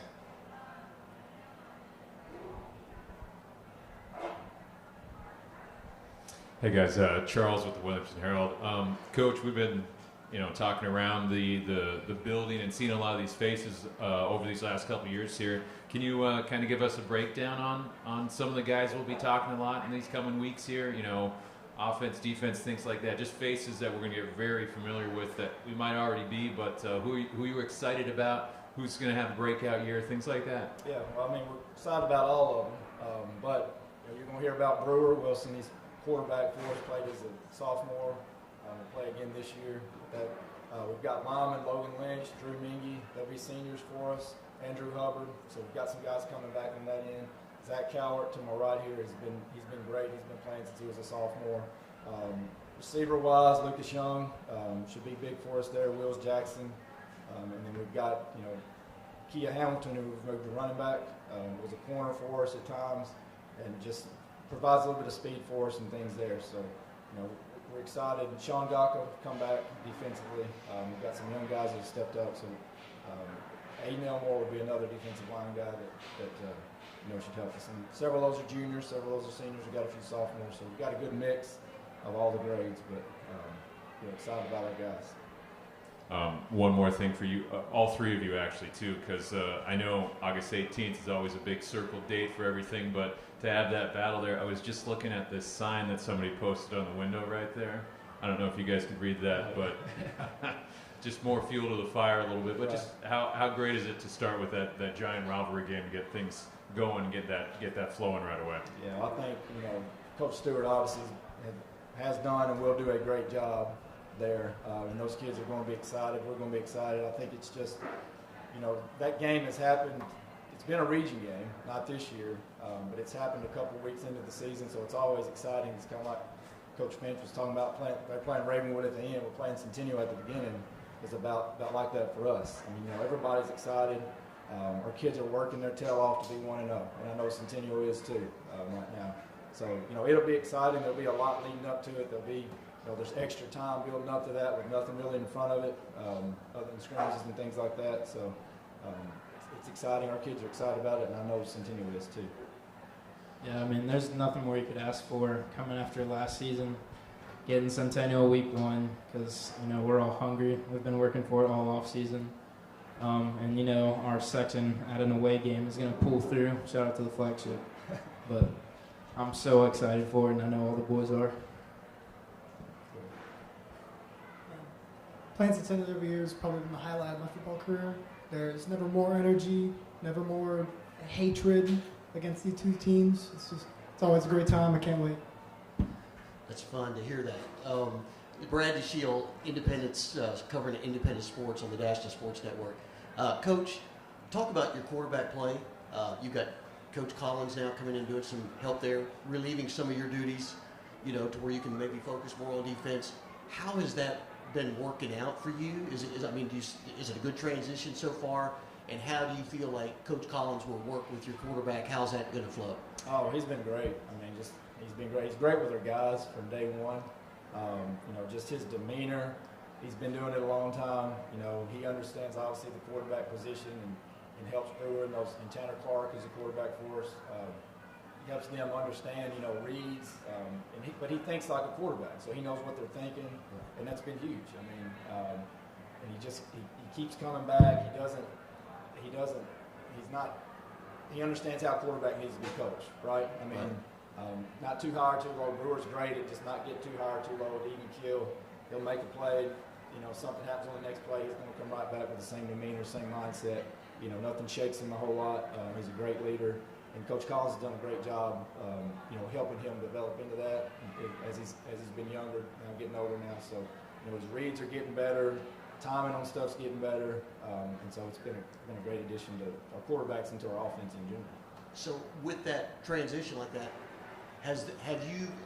This is kind of a hard question to ask. Have you enjoyed coaching a little better this year because maybe you are able to focus a little more on the defensive side of the ball? Yeah, well, I've been on the defensive side a lot. So, Coach Webb is still coaching with us. We've got guys that that can do that. So I'll be able to focus on both sides of the ball more this year, I think, than I have. And yes, to answer your question, I think that's helpful. To see both sides a little bit better and things. So it's, he's been great. Defensive staff's been great. The kids have been great.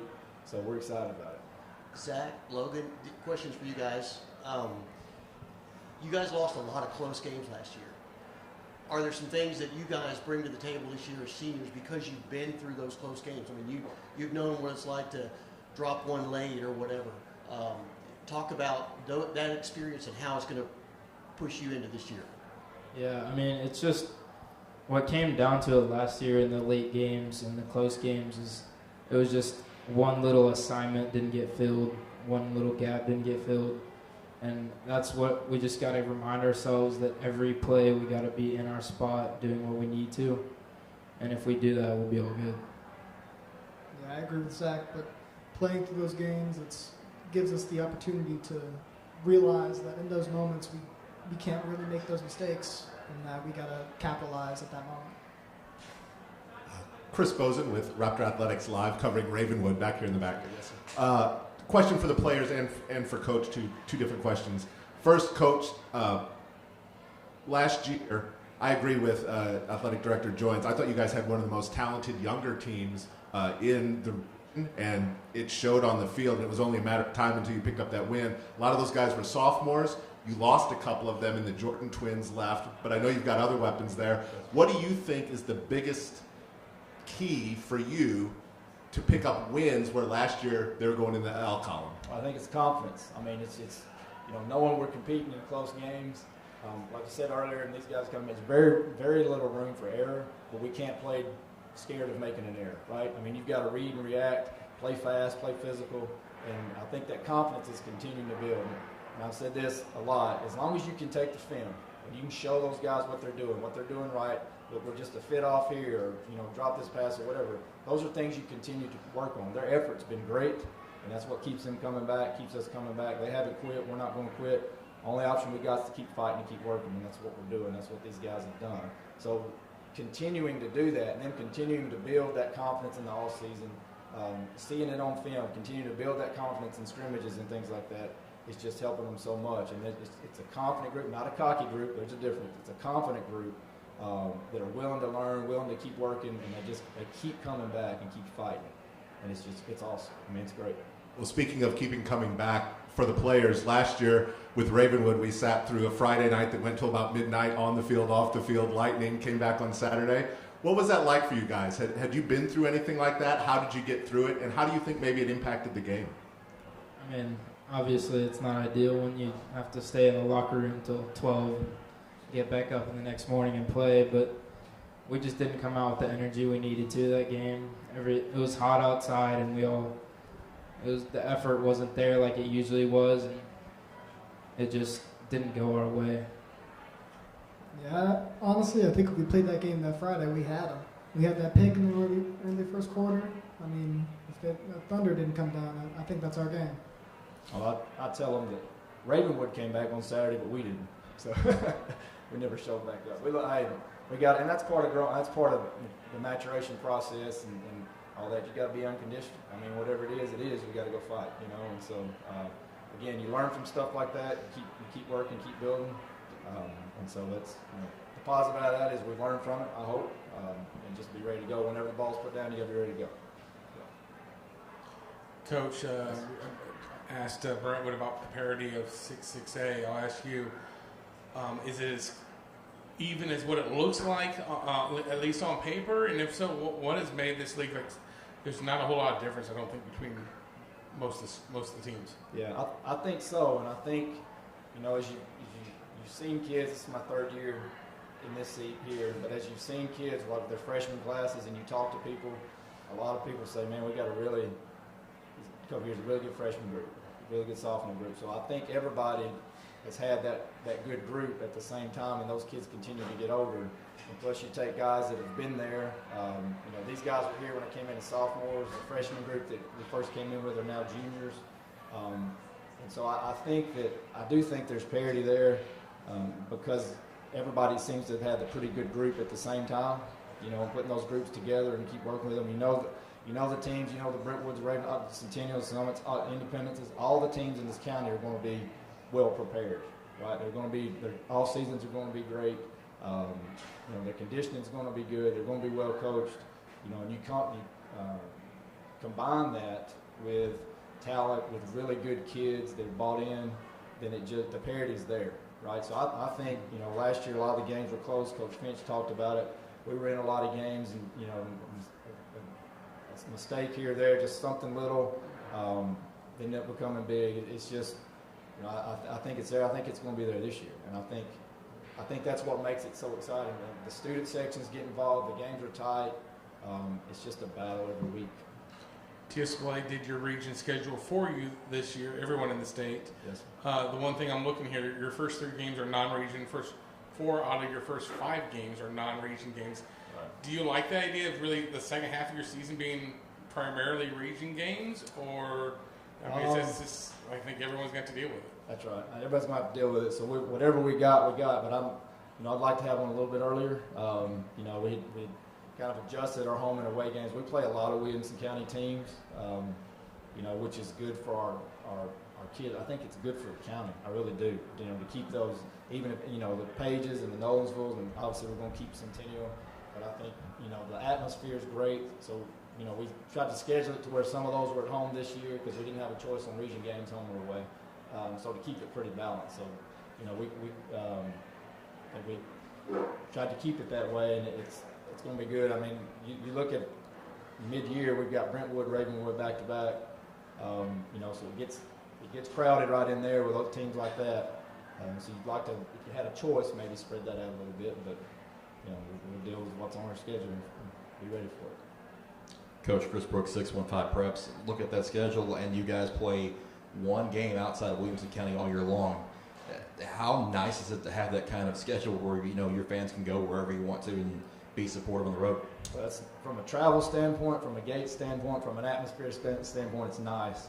From a competitive standpoint, it's fun, but it's tough, man. I'm telling you. I mean, you look at it and see, and one of our non-regions is Mount Juliet. They're going to be good. Overton's the other one. They're going to be good in athletics. So there's not an easy one on there, right? And that's fine. We just got to prepare and keep working for it. But I think kids, the student sections, the schools love the atmosphere. That's what it's about, is these kids, and we've got to get the kids in a spot where we're taking those close games and we're flipping it to some victories, changing some results for our kids in our school. Well, speaking on that, with as many close games as y'all played last year, how good is that going to feel when you finally do get back in that win column? It'll be great. I mean, and I just, when it happens, the kids are going to love it. I think hopefully we get that one, man, and just they get a taste of that, see it paying off that way. I'm trying to get one early so we can kind of see what we can do the rest of the year. So. Guys, y'all can expound on that if you want. I mean, yeah, obviously, getting that win will be super exciting, but that's what's going to be expected. So that's what we got to work for. Yeah, we know we can get these wins. We know we can beat most of these teams, but it's just amount of time, execution, just doing it right.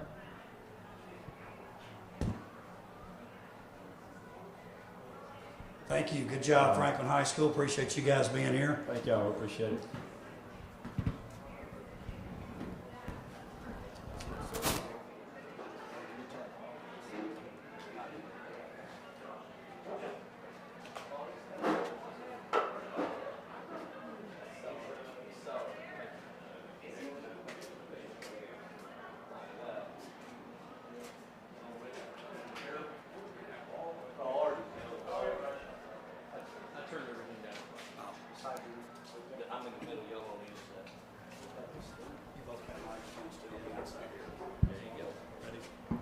All right, next up we have Fairview High School coming off an 8-4 year. Second round of the playoffs against Smith County. We've got Coach Chris Hughes. Coach, if you would, introduce who's with you here tonight. Give us some expectations for the season. Then we'll take questions from the media. Fairview High School. Like you said, I'm Coach Hughes at Fairview High School. This to my left is Weston Pate, senior, fullback, linebacker. And this over here to the right is Wendell Billingsley, and he's a safety, running back, receiver, pretty much do it all. Last year we lost to Smith County in the second round. We lost 9 starters on one side of the ball and 10 on the other. So the 2 guys you see beside me are some of the only ones that have had Friday night experience. So I don't like to say rebuilding at Fairview. I always like to reload, but I know we've got some young guys that haven't played a lot of minutes on Friday, so it's going to be interesting to see how we do. I'm excited about some of our young guys. I think we've got a chance to be good. We've got a long way to go right now, but I'm optimistic and hopeful that we will still put a good product on the field, and in the region we're in, we should still be able to compete for a region championship and then set it up for the playoffs, which we have to cross over against a good metro region with East Nashville and the new school, Liberty Creek, and some other schools. So I'm looking forward to playing Waverly week 2 and then our region game, some of the other things we have. These 2 young men will have a lot of say whether we're really good or average or so forth, but they both work hard, and we're looking forward to getting going. I want to say one more thing before we start, and I want to give my condolences to the Stewart family. Donovan, I feel like, well, all the coaches feel like he was a good friend of ours, but him not being here and not being able to call, just talk to him last week, it really has been setting hard on me, and I know you guys were personal friends with him, and I just want to say my condolences to his family. Everybody's dealing with that, and I think a lot of Donovan. I think he was a great man, and he always took care of Fairview, and he always put me in a good spot, and he never quoted any of the bad things I said. Just like you, Charles and Joe, y'all still keep me on the up and up, because sometimes I say things that get me in trouble. My wife doesn't like that, and but Donovan was one of those guys too, and I'm really going to miss him. So I wanted to say that before we get started. Thanks, Coach. Tyler Palmatier with Main Street Preps for Mr. Billingsley. As one of the few guys back As Coach mentioned, not a lot of guys that left after last year, and somebody who plays a lot of positions like you. How exciting is that just to know you're going to have a chance to impact the game in a lot of ways every week? We lost a lot of seniors last year, and I was the only other junior on the field, and I had a big role last year, and I'm going to have a bigger role this year, and I'm ready for the challenge. You got a position that is your favorite? Where do you like to be? Where would you like to line up most? My favorite position is quarterback, but I don't play quarterback. But he might play quarterback. I was going to say, maybe. He definitely will have a package or two where he can play quarterback. Yeah. But for college, I would say safety. That's what I was recruited for. Got a couple offers from safety, and I like safety. You know, you get back, see everything, and, you know, everyone's counting on you to make that last tackle. What are your offers right now? It's official right now. All I have is Air Force Academy, and I'm talking to plenty of other schools, and blessed to have that offer, blessed for the ones to come. Absolutely. Wendell is a downhill safety, one of the rare guys like the old dudes that like to come down and hit people. And those guys, like the academies, when they all of them run triple option, look for guys like Wendell who run that. He passes my linebackers on the way to hit people. So they love the way his physicality and his thing would fit their system. And he's going to do that for us. Now, he's got to do his responsibilities and cover pass first, but he is going to be a big part of making the hits that change the game. I think he caused like 4 to 6 fumbles last year, had a couple picks. So those things change games, and Wendell's a game changer on both sides of the ball. Chris, I noticed the players have names on the back of their jerseys. That's kind of rare at high school football. How'd you come to that decision, or did you let them make it? We play for the name on the front, but we want you to know the name on the back. It makes it a lot easier for you guys. It makes it easier for the people that are in stands, and mamas and daddies happy, and I like the mamas and daddies happy too. But it also is me. I'm one of those guys that likes to, like, I want Wendell to be Wendell. I want him to do it within the scores, but I want him to know, hey, I'm playing for the name on the front, but this is who I am on the back. And a lot of people say that takes away, put team on the back or something like that. I believe you have to have individuality. And if you'll look at where our society's going, that's a big thing. Character, the guys that you see stand out are people that do it the right way, but they are some people you notice. And I think you're going to notice Wendell on Friday night. He's not going to need the name on the back of his, as some of my other guys are. They have to earn that, by the way. My freshmen don't have names on the back. So when they make it to a sophomore and they become a starter and they get varsity time, they get the name tag on their back. So that's how we do it at Fairview. Some guys don't stay long enough to get their name on the back. So you get your name on the back, you put a lot of sweat in, and you listen to me yell a whole lot by the time that comes. So that's why. Nice. Last thing, Chris, what is one high school football rule that you would change right now if you could? Wow. I'm going to have to think about that. It's a tie for about 100 of them. But I would like, I think they've made some good changes right now. I hated all the picky rules. I don't like any of the nitpicky rules. I don't like the towel. Got to be a different color. You know, all of those little things that are just nitpicky to the kids. All the little adornments on their arms. I just told you about individuality. I think has no effect on what goes on in the game. So I don't know why those are rules. All the other rules, we'll play with them, whatever rules they set. I do like the sideline rules. I like to back up. I don't like the guys that, the referees getting hit. But I wish that they would focus more on the game and less on the sideline also. And one of the things that bothers me is I kill them with sarcasm. I rarely yell at them, but I just make fun of them. But the thing on the side, we can't find officials. So we're going to keep on until we don't have anybody refereeing the games, and it's going to get worse and worse. So I think they do a tough job, and it's hard to please everybody. You know how that is. But one of the things I'd like to see is them, and they noticed it at the referees meeting this year. I'm glad you asked me about the referees, because I noticed everybody there was either 20 or 60, and there's nothing in between. They've got all these new recruits, and they got all these old guys. So I think you're going to see a lot of guys training to become officials, and I think it's a great gig. But as far as the overall rules, TWSAA does a pretty good job. You cannot make everybody happy. I wouldn't change pretty much anything. I'm one old school coach that believes in putting in the dirt and the best team wins. The physicality and all that. I like the no injuries, you being careful with concussions and that kind of thing. So I'm on board with most of the things they do. The nitpicky things with the uniforms, and now we can't have lines in here. I'm a flashy guy. I like to have tie dye. I don't really care about all that. As long as you can tell who's on whose team, I don't care if we wear yellow and Brentwood wears blue, you know who's on whose team. But yet I have to take a 15-yard penalty if I want to wear these jerseys on the road. Those are the kind of rules that I don't like. Thanks, guys. Hi, Chris Bozen with Raptor Athletics Live, covering Ravenwood. We don't get to play you all, but Coach, Thank goodness. First, a question for you, and then for the players and you. We'd be remiss, I think, to not talk a little flag football. And you've been an advocate for that and the growth of that sport here and what it's done and the impact it's had at your school. Now I can talk bad about the TLSAA. There's no reason it's not a sanctioned sport, and it needs to happen soon. We're behind the other states. Georgia's ahead of us. Florida's ahead of us.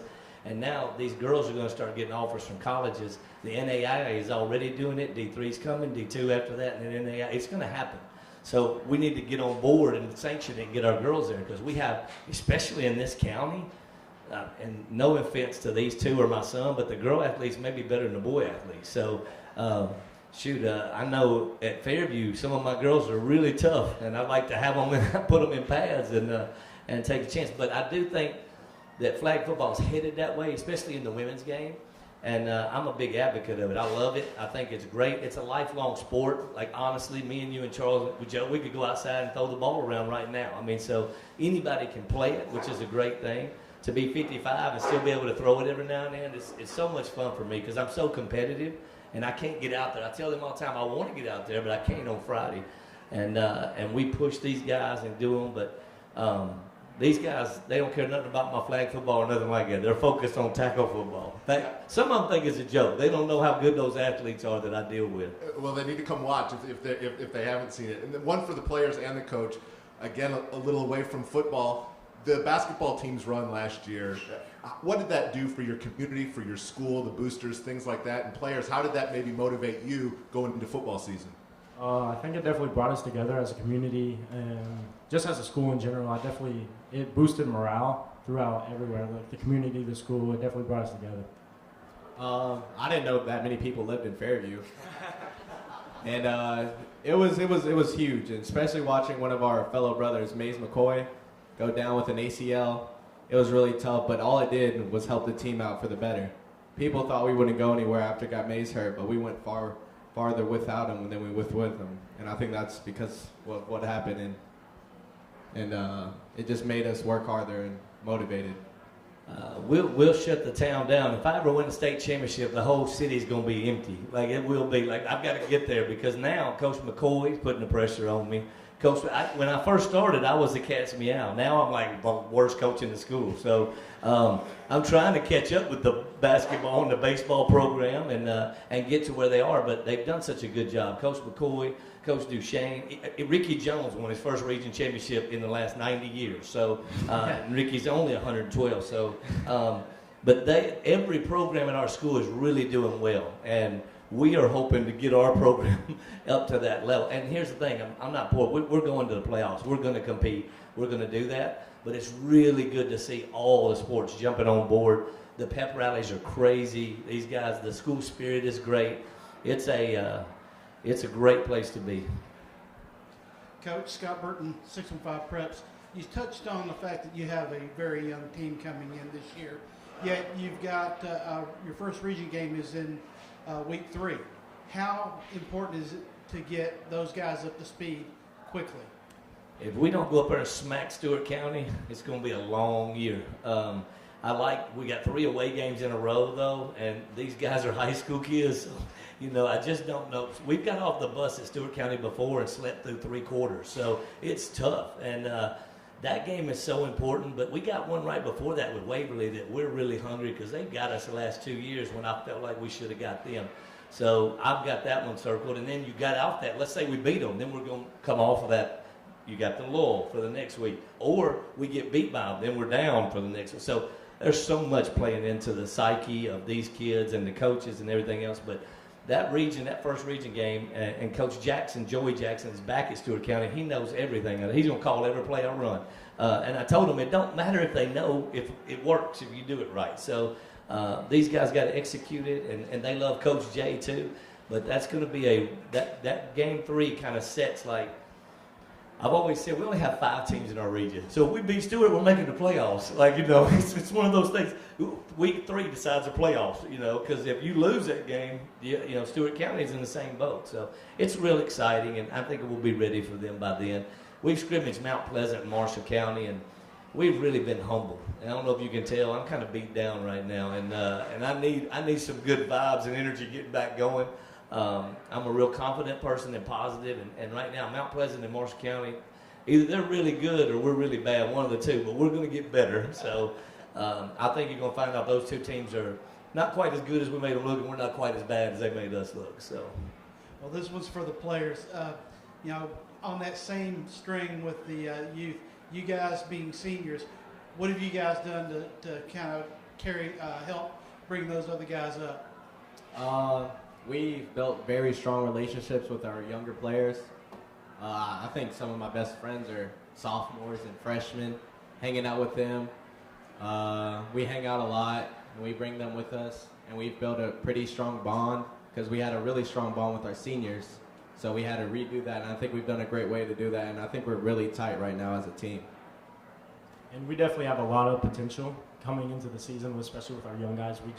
Some people got to step up. We got to have more dogs on the field. But like what he was saying, we're building the team chemistry. We are making a lot of friendships with them. I'm glad you said that because I'm just thinking about that. Like I see Weston with Wade King all the time, big sophomore lineman. Wade's our guy. Yeah, Wade's our guy. Okay, big red-headed kid, but he's going to be a really good lineman for me, and he's getting these guys to like lean on him. And there's nothing like feeling part of a team, have a senior that's a real good player, kind of take you under their wing. Because our sophomores and freshmen are pretty good. They just got to grow up, and these guys are there. And I'm glad they just said that because I have noticed there's a lot of interaction between sophomores, freshmen, seniors, and juniors. And I like that. I think the tighter your bond is, the better your team will be. Brad DeShield, Dash to Sports, Independence High School football. Coach, I noticed Paige not on your schedule this year. Yeah, we took you guys instead. Yeah, so you've added Independence. So Yeah. like, talk about that just a little bit. Well, because that Paige thing is always fun, right? I mean, that's always an opening game. Yeah, Rathbone's mad at me too. He's not happy with me, which he's always like. He's not very, he's not got a lot of care. He's like, let me think of a good. Eeyore. Eeyore the donkey. That's how I feel about Rathbone.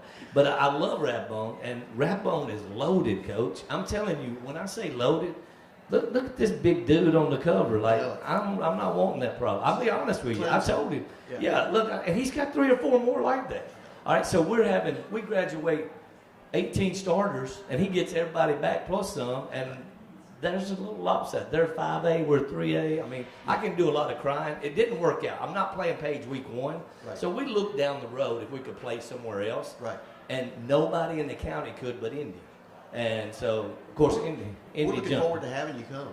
Thanks a lot. I appreciate that. We're gonna come over and give you the best we got. I know you will. But I will say we talked to Nolensville, we talked to Summit, we talked to Franklin. I didn't talk to Brentwood. Who else is in our county? Ravenwood. Ravenwood. Did not talk to Ravenwood at all. I like Castro. We've got a big flag rivalry. We're not much on the tackle rivalry. He's got 2 gold balls of mine he's holding for flag football, and I'm going to get those back. But I think Paige is just a little bit at that level. And here's the thing. I know still we could compete because our guys like that battle, but it's so long. I can't afford. We're so thin this year, and that's just no lie. I've got 56 players. I usually have 75, and the drop-off is a cliff. So if I lose 2 or 3 guys in a Paige game that doesn't matter, it ruins our season, and it's not worth the risk to me. So I had to do a risk analysis, and I decided, hey, Rathbone, you're not worth it.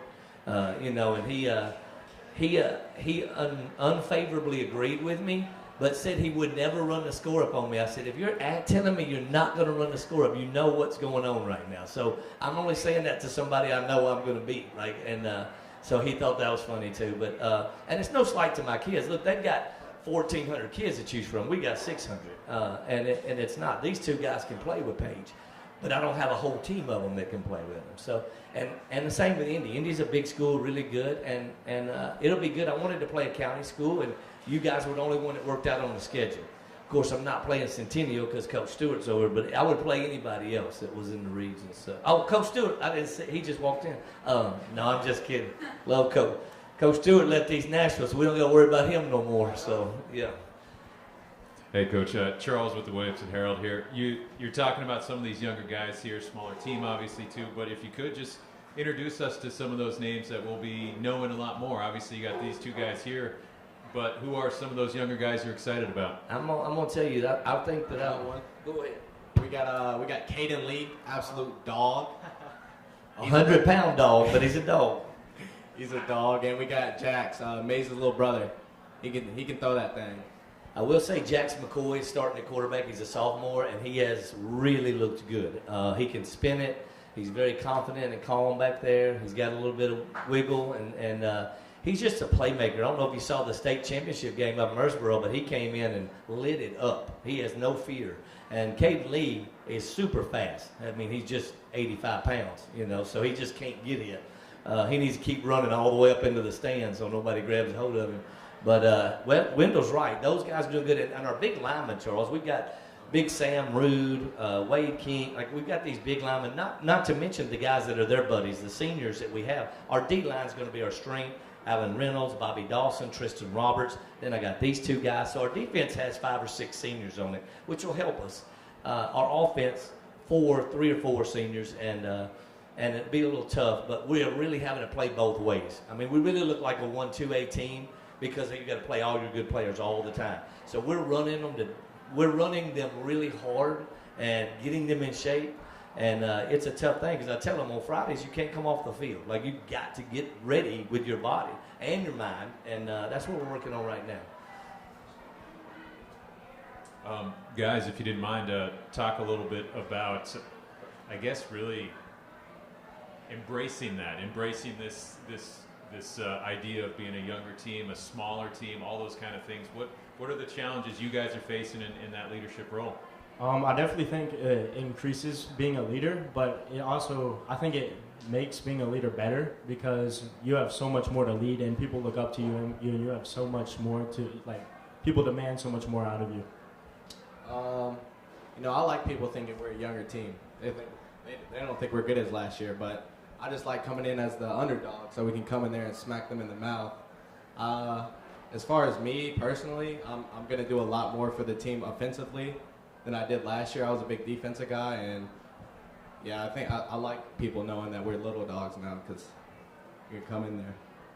Yeah, it's been a while since we've had that target on our back like that, so it'll be interesting, and I look forward to it. I like the challenge. I like it coming like this. We're having to work harder. I'll just be honest, Charles. We're in pads a lot more. We're doing the little things, tackling drills, trying to get these guys ready because they haven't seen the Friday night lights, and when the lights cut on, you can't hide them. That's it. You're out there under the spotlight. We run spotlights every day, and they know what I'm talking about. But everybody's watching you, so they carry the team. Wendell's a good leader like that. Weston is too. They do things the right way. And like I said, we're going to have success. Those 2 and the other 4 or 5. We have 8 seniors, and only 3 of them never played football before last year. So we're a really small senior class. I've never had less than 10. And usually 14 or 15, but this is a good group, quality, just not in quantity. So look forward to what we're going to do. Thank you, Fairview High School. Appreciate it. Up next, making their way up, Centennial High School. Thanks, John. Yes,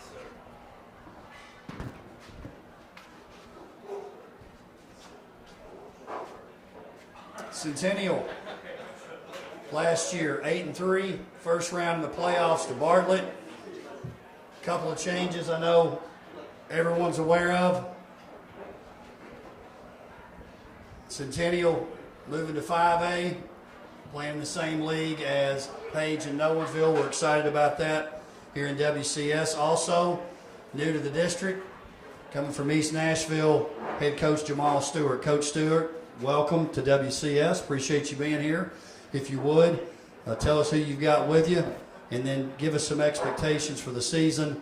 Then we'll take questions from the media. Coach Stewart and Centennial High School.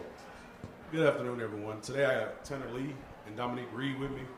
We're just going to try to build off last year's success, add my own splash to it, and build culture and have fun and let these kids understand it's bigger than football. We're going to develop a family nature.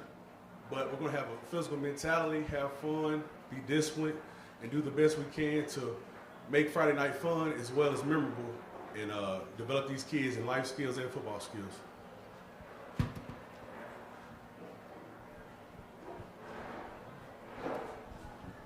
Coach Dana McClendon from WAKM. What's the transition from where you were coaching last year to this year been like in terms of just culture, atmosphere, all that kind of stuff? And there's a long lineage that I sort of jokingly call the Crawford 4-3 defense. Everybody in Williamson County runs it. Have you ever heard of it? And will you run it? You haven't been from Nashville if you haven't heard that defense, so, or Franklin, or wherever you've been in the county. So that's a very popular defense, and well, the transition here has been great. I have tremendous support. The kids love football. The kids have a great culture. They work hard. I just get to coach football, love the kids, develop the kids, and have fun. Like I said, my job as the coach is just not to coach them, but to develop them and build relationships with them. So it's just really not about football. It's about having fun and developing the kids to use these skills in football, to use them outside in the real world to prepare them to be great men in the community. As far as scheme-wise, we're not the exact same as Coach Crawford in the Williamson County defense, but it's a shade of it. We kind of mix it up a little bit.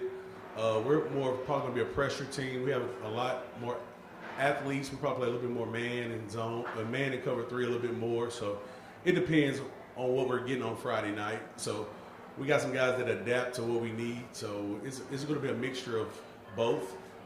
But as far as the transition, I love it. It's great. They welcome us with open arms. My family, my 2 little girls love football, and they take care of them like their own. So, I love their kids. They love our kids. It's one big family. And I told them when I came here, it's not about football. It's about family. Once you get to that family culture, the kids will run through a wall for you. So, and I just want them to know I'm not their football coach. I'm their mentor. I'm like the older brother. And like I said, I'm whatever they need me to be. And that's the culture we're trying to build. And I know they trust me, and I love them, and I know they love me too. And like I say, even the kids welcome me with open arms. They just want to work and get better. That's all that matters. And at the end of the day, if you treat the kids right, they'll respond to you just the way you need them to. Coach Joe Williams from WAKM Radio and Williamson Herald, and obviously from where you left, I'd have shot you if you'd gone anywhere except here, but you know that already. Your offense in the past has been kind of wide open. You like sling the ball some. Is that something else we're going to see? And if he does, I see the grins on the faces. You guys looking forward to that being a little more open, wide open? All 3 of them. Well, first off, this team is loaded with talent. These 2 young men with me right now. We got 2 young men in the back that are very successful, Kenai Johnson and DJ Curl. So it's opportunities for everybody to get the ball. And what I love the most is they're selfless. All they care about is that Centennial wins at the end of the day. Some day it's going to be your day, some day it's not. Someday you might have to run a route where you're not going to be open, but Dominique might be open. Or sometimes you're going to have to block this game because Tanner's going to score. It's a selfless team that love each other, and all they really care about is Centennial and developing that culture. As far as offensive-wise, we have a lot of weapons. What we've been focusing on is the guys that I brought with me, my coaching staff, is developing a solid offensive line, making the calls simple. Our system is very simple, and just getting the ball in our playmakers' hands. Like I said, it might be Tanner's day, it might be Dom's day, it might be DJ's day. We don't know whose day it's going to be. But we just know we're going to game plan to get the ball in our playmakers' hands, and however that is, running it or throwing it. So at East Nashville, we had a rusher for 2,000 yards for the last 2 years. But all we care about is W's and developing. Like I told, my method doesn't change. I just want us to play 15 games.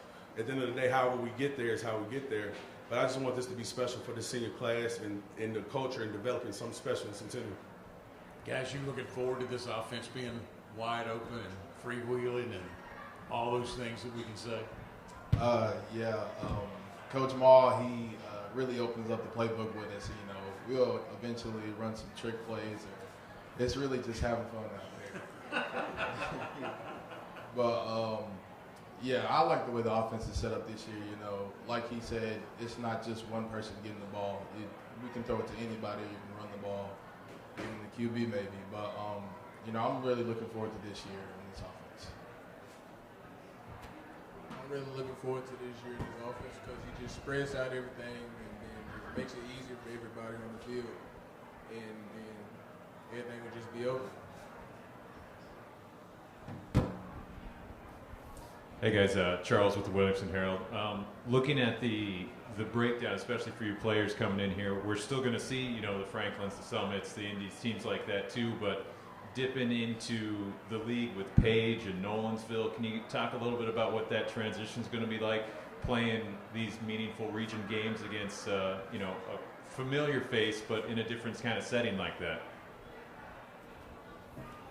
Well, I think as a team, we're going to treat, each and every team the same. We're going to prepare the same, and play the same in all games. Practice hard, and continue to do what we do.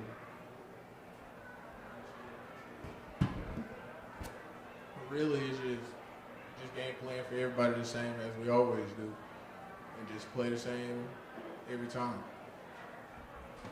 Coach, if you don't mind, what has been the most exciting part of this transition for you and taking over this program and joining this community around here? The best transition is in the county itself. In the county itself, it loves football. It makes it special. It puts it on a platform where it means something on Friday night to high school football. You know what I mean? So Williamson County does a good job displaying high school football and putting them on. Like, look at this right here. This alone says a lot. So, you put your time, your effort into these kids, and they appreciate it. And that says a lot about this county. And that's what I've heard. So that's kind of helped me make that decision to transition to this county, and just the kids in general, and the parents. Like our parents, I have some of the best parents. Like at the end of the day, they want their son to be successful, but they want everyone's son to be successful. Because at the end of the day, if everyone's successful, that means Centennial is successful. My Booster Club parents are great. I get 100 calls, but every one of them is worth it. I promise you that. So Ms. Williamson back there, her son Cody is our strong safety. He does a great job. A 36 ACT student. So just got an offer last week. That's great, John Hopkins. So, and we're trying to develop that for our program. We want multiple students to get the opportunity to develop to the next level. But I'm just excited about the open arms of this county and the open arms of our school, and what they have to offer for us to be at the next level. Coach Tom Krager of the Tennessean, how much, when this job comes open, did you look at, hey, this team that really made some big strides making it to the playoffs, they were contenders, they were a potential first seed going into week 11. How much did that play into it? Say, hey, this is a team that looks like maybe they made some strides and they're kind of on an uptick. So I have been paying attention to this program for a while. So even in my younger days of coaching, I was in my early 20s.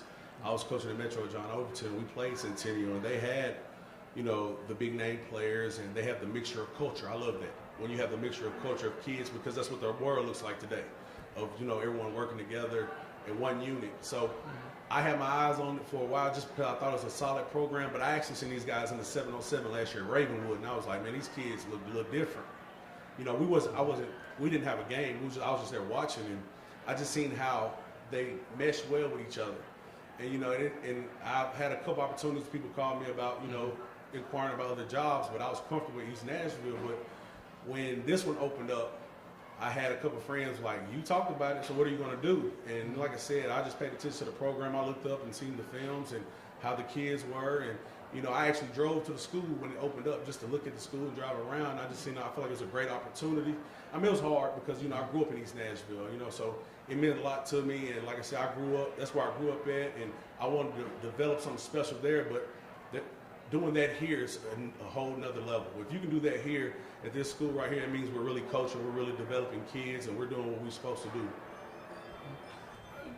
Dominique, the success you guys had last year, how much does it give you confidence going to this year, and then also playing in 5A where you give up some of the Williamson County rivalries, but you pick up the Paige, you've got the Paige rivalry and the Nolensville rivalry. I mean, just talk about this season. Last season, I feel like that gives us a boost of confidence, knowing that we're capable of making it that far. And I guess us going down, I guess we have a better chance to go basically all the way. And that's what we're striving for, to play 15 games. Tanner, what's your coach like? Tell me a story about him that no one else knows.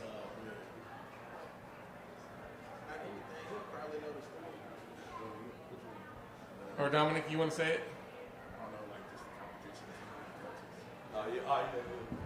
So basically, kind of at the end of the practice, we'll do like a 7-on-7 offense versus defense, and Coach Maul, he'll argue and just bitter to the other coaches or whatever while I talking trash, and hopefully like he'll call a play or something to get on the coach's nerves and beat the defense. And I mean, you know, it's everybody just having fun out there like kids or something like that. But I mean, you know, it's cool. Well, basically, we're not going to go home till the offense wins. So that's kind of the plan. So, I mean, at the end of the day, we'll be there to 8 as long as the offense wins. So, and at the end of the day, we want to have fun. But the thing about it is it's more mental than people realize. Like, we do things like we play dodgeball and things like that a couple times. But that's working on agility. So if I throw them routes and stuff in open space, you got to be able to make someone miss. They thought we were just playing dodgeball. Well, that's part of our agility conditioning phase. So it's little mental stuff like that. So when they see the offensive, defensive coaches going at it, and we care about it so much, and we're trying to compete to win, it fires them up too. So now the offensive defense picked it up another level. So I want to give them what I want them to put out basically every day. So practice does be a little fiery at times, but we have fun and we do stuff the right way. So how often are you playing really late until the offense wins up? Is that? You know, it really don't happen that much. You know, we usually win 99% of the time, but, you know, sometimes we would do 7-on-7 and our D coordinator drops 8. So, you know what I'm saying? So it's kind of, they got to do a little bit extra. So I'm pretty good at scheming stuff up and having fun, but at the end of the day, man, as long as the kids having fun, that's what we plan on doing. Coach Chris Brooks, 615 Preps. We know about the struggles you had at East Nashville with the field situation, and now they're getting turf this year. But how do you think the offense is going to translate for you to turf now that you've got it at Centennial? So the best thing about our location is we have grass and turf field, a practice field. I finally got a practice field, everybody, so that'll be nice. But, you know, we can transition depending on who our opponent is. So if our opponent has grass field, we can practice on top of the hill. Or, you know, if we're playing in county, it'll be turf field. So, you know, it just depends on what we're doing. The opportunity to have both is really a blessing, you know. So our guys don't take it for granted, and, you know, things like that, stuff that I used to ask for, we have it. But these kids don't take it for granted. You know, they're excited to be out there. If we had to go practice in the parking lot, they'll practice 100% hard every day just because of the opportunity to get better with their brothers. Looking at the schedule, I mean, the state set the region schedule, but they did y'all kind of a favor by giving y'all kind of spread out with the region games this year, and you get an off week before Paige. How important is that going to be for that final stretch? It's pretty good. Like I told Dr. Dyson, I was like, I don't know what we have to do, but make sure we stay in 5A. So I like that draw a little bit better. But basically, I mean, at the end of the day, we don't sleep on anyone. You know, at the end of the day, we're just going to play, like they said, we're going to play everyone with respect and develop and pre-game and prep just like we would anyone else. But at the end of the day, even though Paige and Nolensville, they're very tough opponents. Hillsboro's going to be a little bit better this year. So our region is it's a decent region. But like I said, where I'm from, I'm used to scheduling tough opponents anyway. So, you know, we're going to treat these like it's Alcoa again, you know. So at the end of the day, we're going to act like this game is the most important game. So, like, having a break before Paige will give us an extra week, but it's not a break. But it's just allowing us the ability to work a little bit more. So we know they're well coached, and we know they're going to be ready for it. So we got to make sure we're ready for it as well. Dominic, Tanner, this one's for you guys. The way you guys kind of finished last season, you all were right there for a region championship week 11. What was that experience like, and how do you think that's going to help you this year in this new region? Having that experience, I guess it gives us more confidence and like more knowing to how the feeling is and what to do in these different type of moments. Maybe like clutch fourth down, doing what it takes to make winning plays, and, you know, whatever it takes to win. Really just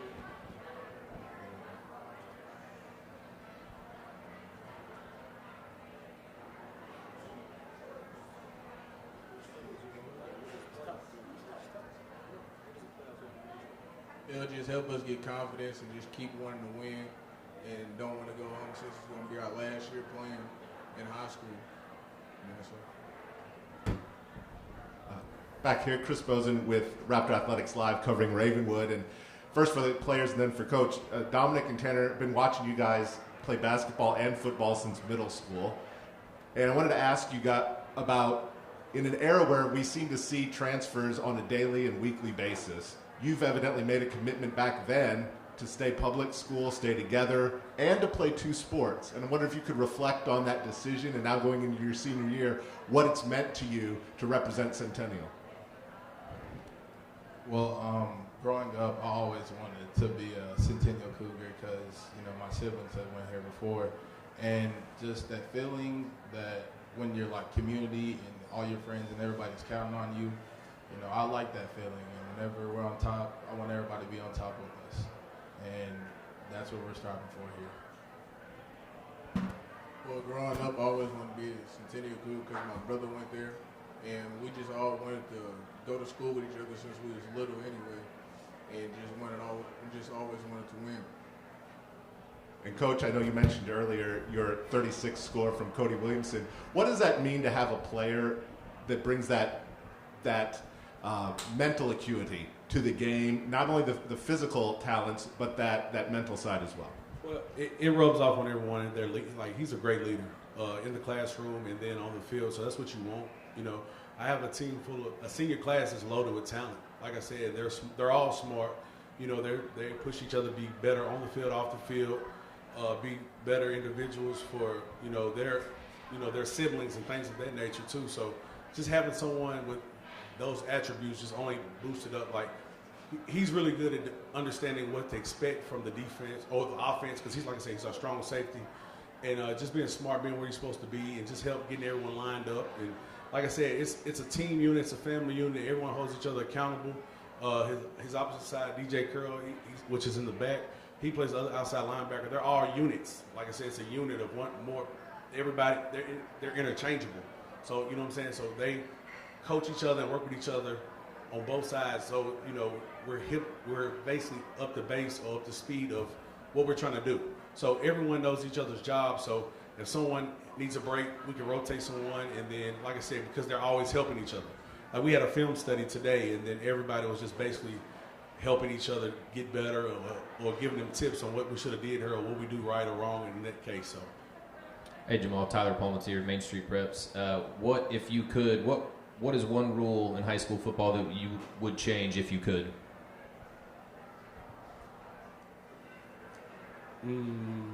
Probably dead period. It's a very, very important time, but I really wish it wouldn't. Probably not 2 weeks, or of that stint. I enjoy the break, but I wish it was some kind of activity they can do as a unit together. But other than that, I don't have complaints because they don't fix anything really for the most part. But dead period, it's important because it's family time. But I really wish they could still be on campus working out on their own or something like that. But other than that, probably that. Thank you, guys.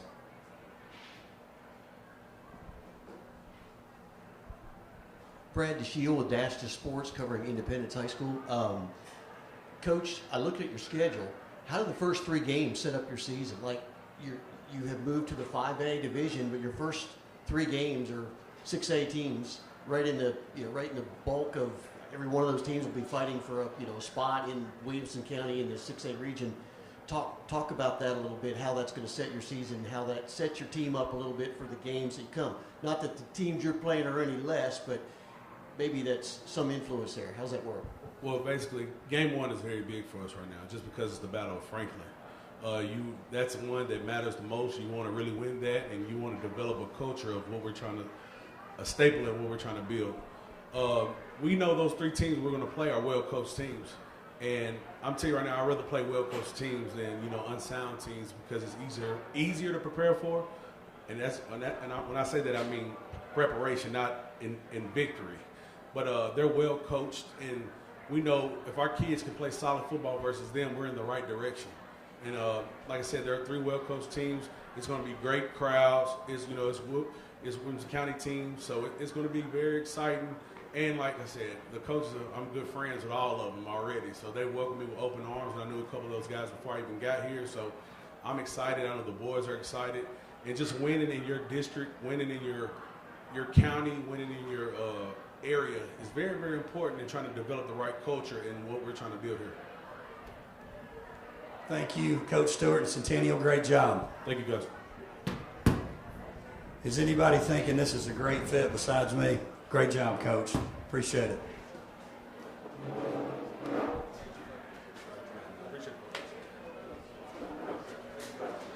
Independence High School's up next.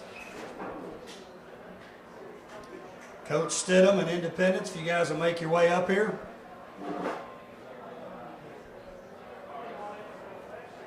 As they make their way up, Independence 5-6 last year. First round, Houston High School. Coach Scott Stidham in year 2. As he makes his way up here, Coach, if you'll go in the middle. Have the players on the outside. Appreciate you guys being here. Coach Stidham, as we get started here, if you would, introduce who you've got with you. Also give us some expectations for the season. We'll turn over questions to the media. Again, Independence High School, Coach Scott Stidham. Thanks, Coach Joins, for having us. This is such a cool event for our kids and our program to be here. And not everyone gets to do this, so we're really excited about being a part of. We have Braden Needham, who will play running back and corner for us. We're a 2-year returning starter at corner. And Luke McNeely, who will play defensive back and quarterback and maybe receiver. Who knows? He's going to play somewhere. But 2 guys that played a lot for us last year that we sure are excited leading our football team on and off the field. Our expectations are high because we're Independence, and Independence had a great program before we got here, and we want to continue to build on it and continue to be something special here. I heard a great quote this offseason that said, rosters change, expectations don't. And so our expectations don't change even though we lost 25 great seniors. And our schedule's tough. We've got a tough non-region schedule, but we're excited about it.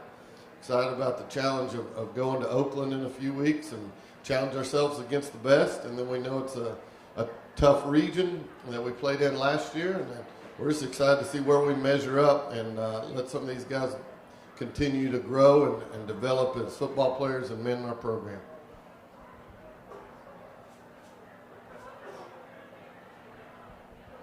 Yeah, for the players, Coach just mentioned that game against Oakland. That's not everybody gets to do that, to play a 3-time defending champion. Can you just explain maybe how excited you are to get that opportunity and how it could maybe help you, considering you got a lot of other tough games after that? I think it's a great opportunity for us and for other people to see how we're going to come out this year. And I think there's no better way to start your season. Just gives us a great opportunity to set us up for the rest of the season. We're very excited. You see that game on the schedule and you think they're the 3-time defending state champions and you want to go out there and compete with them and prove to yourself that you can play with those guys and play with the best. And for Scott, what is one high school football rule you would change if you could? Oh, man, I think, one right now I would think about is I wish the season would start a little bit later.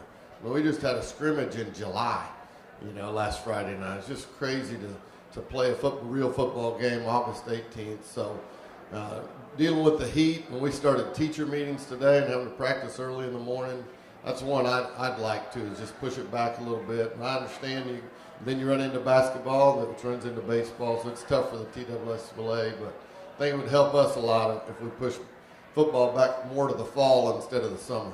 How much later would you want to move it back? That's a great question. Give me 1 to 2 weeks. I think it's plenty. Again, you shouldn't scrimmage on July 29th, in my opinion. So pushing it back, maybe starting full pads the 1st of August, somewhere around there, I think would just that little bit of time would be helpful. Thanks, guys.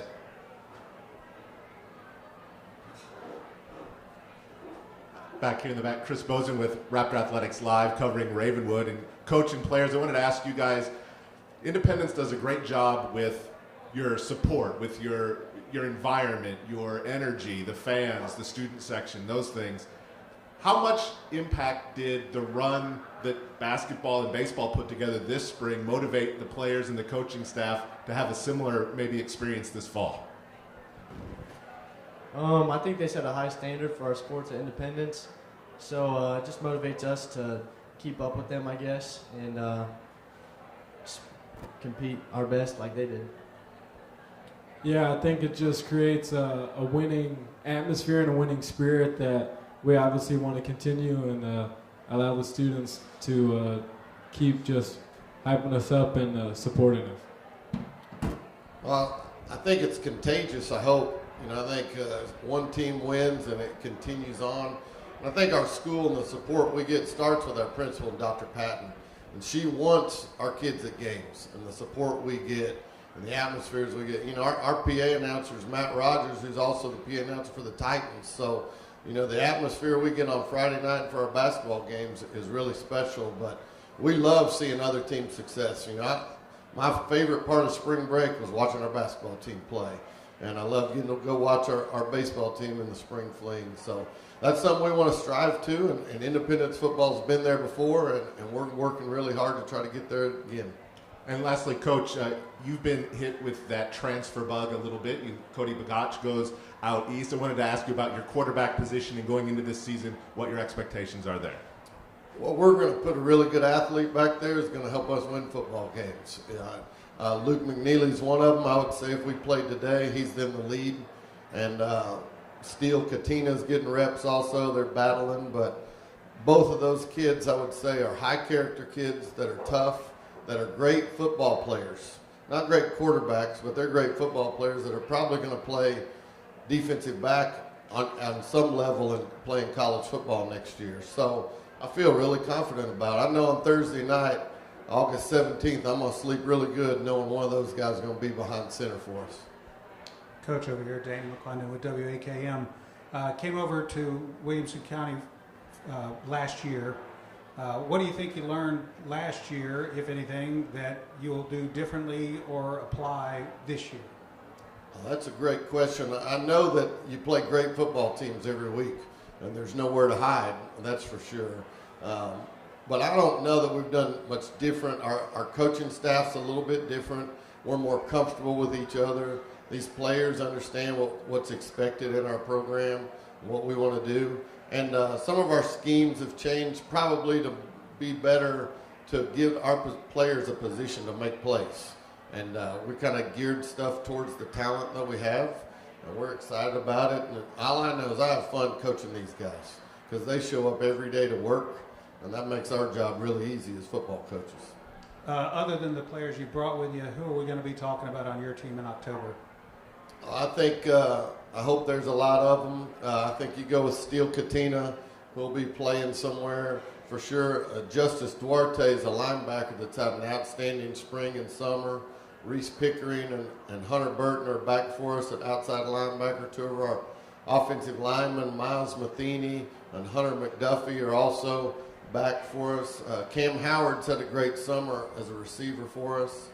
Ryan Holloway's back as a defensive back. So we have probably about 5 or 6 kids back that started for us last year on one side of the ball or the other. So we're excited about the foundation. We got to find some young kids that'll step up and grow up. But those are some young guys we're really excited about, or some seniors we're excited about what they're going to do for us along with these two. Coach Brandy Shield, Astor Sports.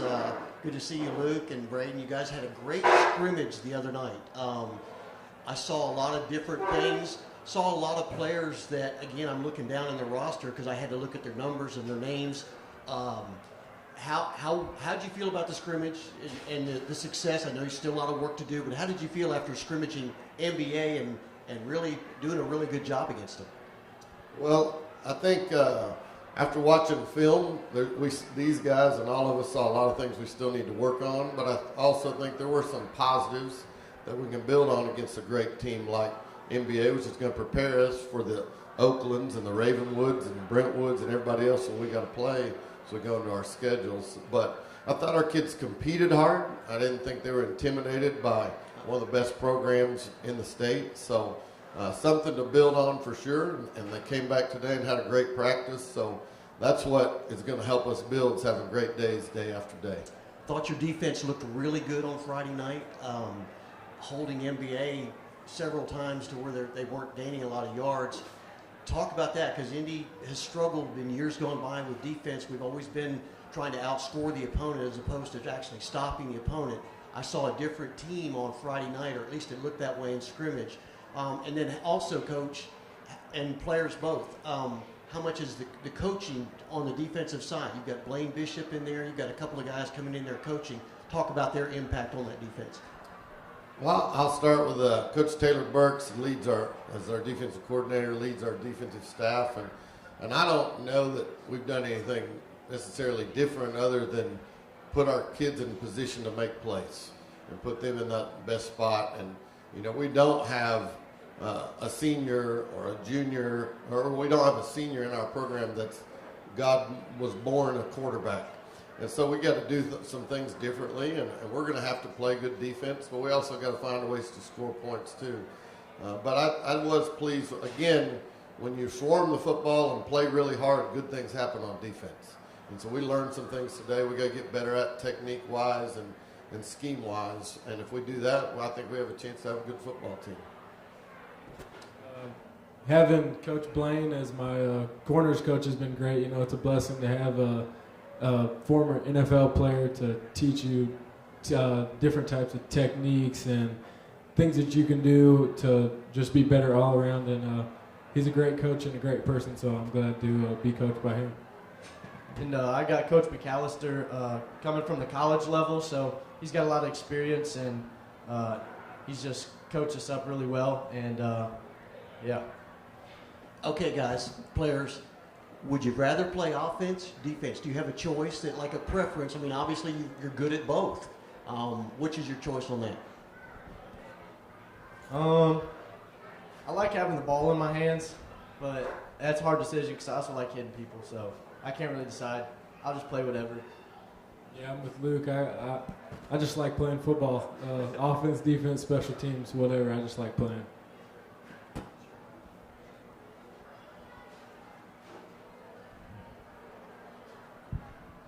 Coach Tom Krager at the Tennessee. And you have a couple former NFL guys, a couple former Titans, I believe, on the on their coaching roster. Blaine Bishop and Dexter McCluster. Was Dexter there last year? Yeah, he was our running back coach last year. Yes, sir. Right. What is having those two guys, and I know Blaine's new this year, what do those two add to the staff? And obviously they have a lot of professional experience. What do they bring to your staff? They bring a lot of energy, first of all, positive energy. They show up every day because they understand the work that it takes. And they come in every day with great attitudes, let alone their knowledge of the game. But we tell all our coaches when we're interviewing and looking for coaches, the number one thing we want are coaches who love kids and they're willing to work hard and be loyal to this program. And those three check every box. They do a great job. They just enjoy being around the game, being around our football players, and they teach it. And I told both of them, if they'd never played in the NFL, I'd want them coaching for us because they're great teachers of the game of football. And that's a huge advantage for us for sure. Guys, what do you think when you see Blaine Bishop coaching in your secondary? What's your thoughts on when you see him back there? It's very cool, you know, to have him to come to practice and then you can go home and look up his highlights, and it's just very cool to see that and just be able to talk to him and interact. He's a funny guy, and yeah, great to have him around. Yeah, just being able to talk to him, and it's just pretty cool to play in front of them, show them what we got. Yeah. Well, he likes to talk on the radio. Does he talk a lot in practice to you guys?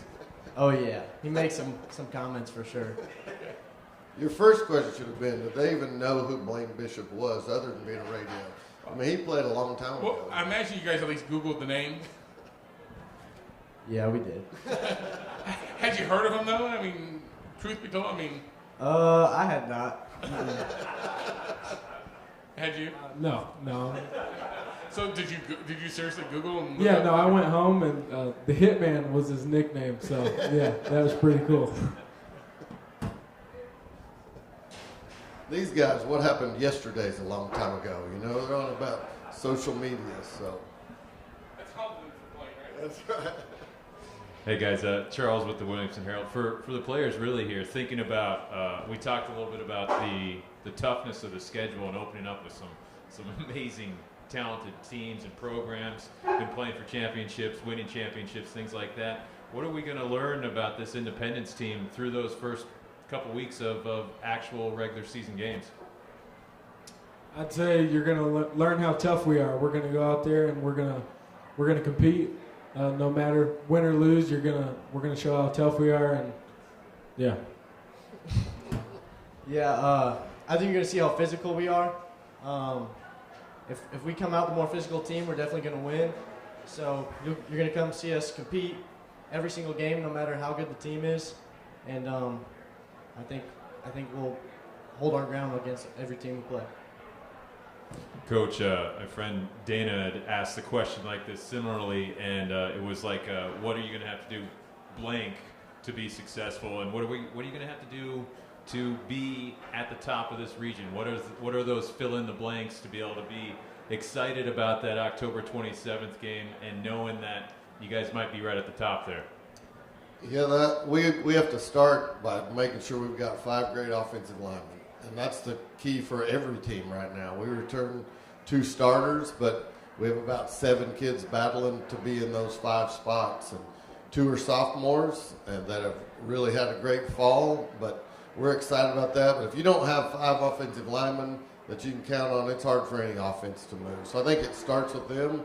We're excited about them. And then getting some young kids to continue to grow and add depth. You know, our whole programs, we have 135 kids out 9 through 12. It's about developing kids to get them better every day. So we had kids last year that were playing a JV game on Monday night that now have to step up and play on Friday. But we've been coaching them and developing them and getting them ready, then they have to help us. And so when the lights come on August 18th, it's going to be really bright for a lot of them. But these are 2 that have been there, and we have enough experience coming back that can hopefully help them breathe and hopefully help them run through the banner without tripping and do all those things that are really important. But those are keys for us to develop some depth and then make sure we have a chance to play something special in late October. Coach Stidham, Independence High School, thank you guys. Up next, we've got Nolensville High School. Good job, gentlemen. Good job, Coach. Thank you. Good job, man. Coach Derek, you guys will make your way up. Nolensville High School, 12-1 last year.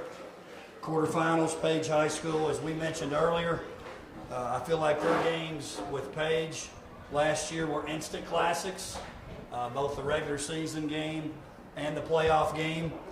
Something else I was thinking about before we came up here is, name a program that's had a better 4, 5, 6 year run than Nolensville.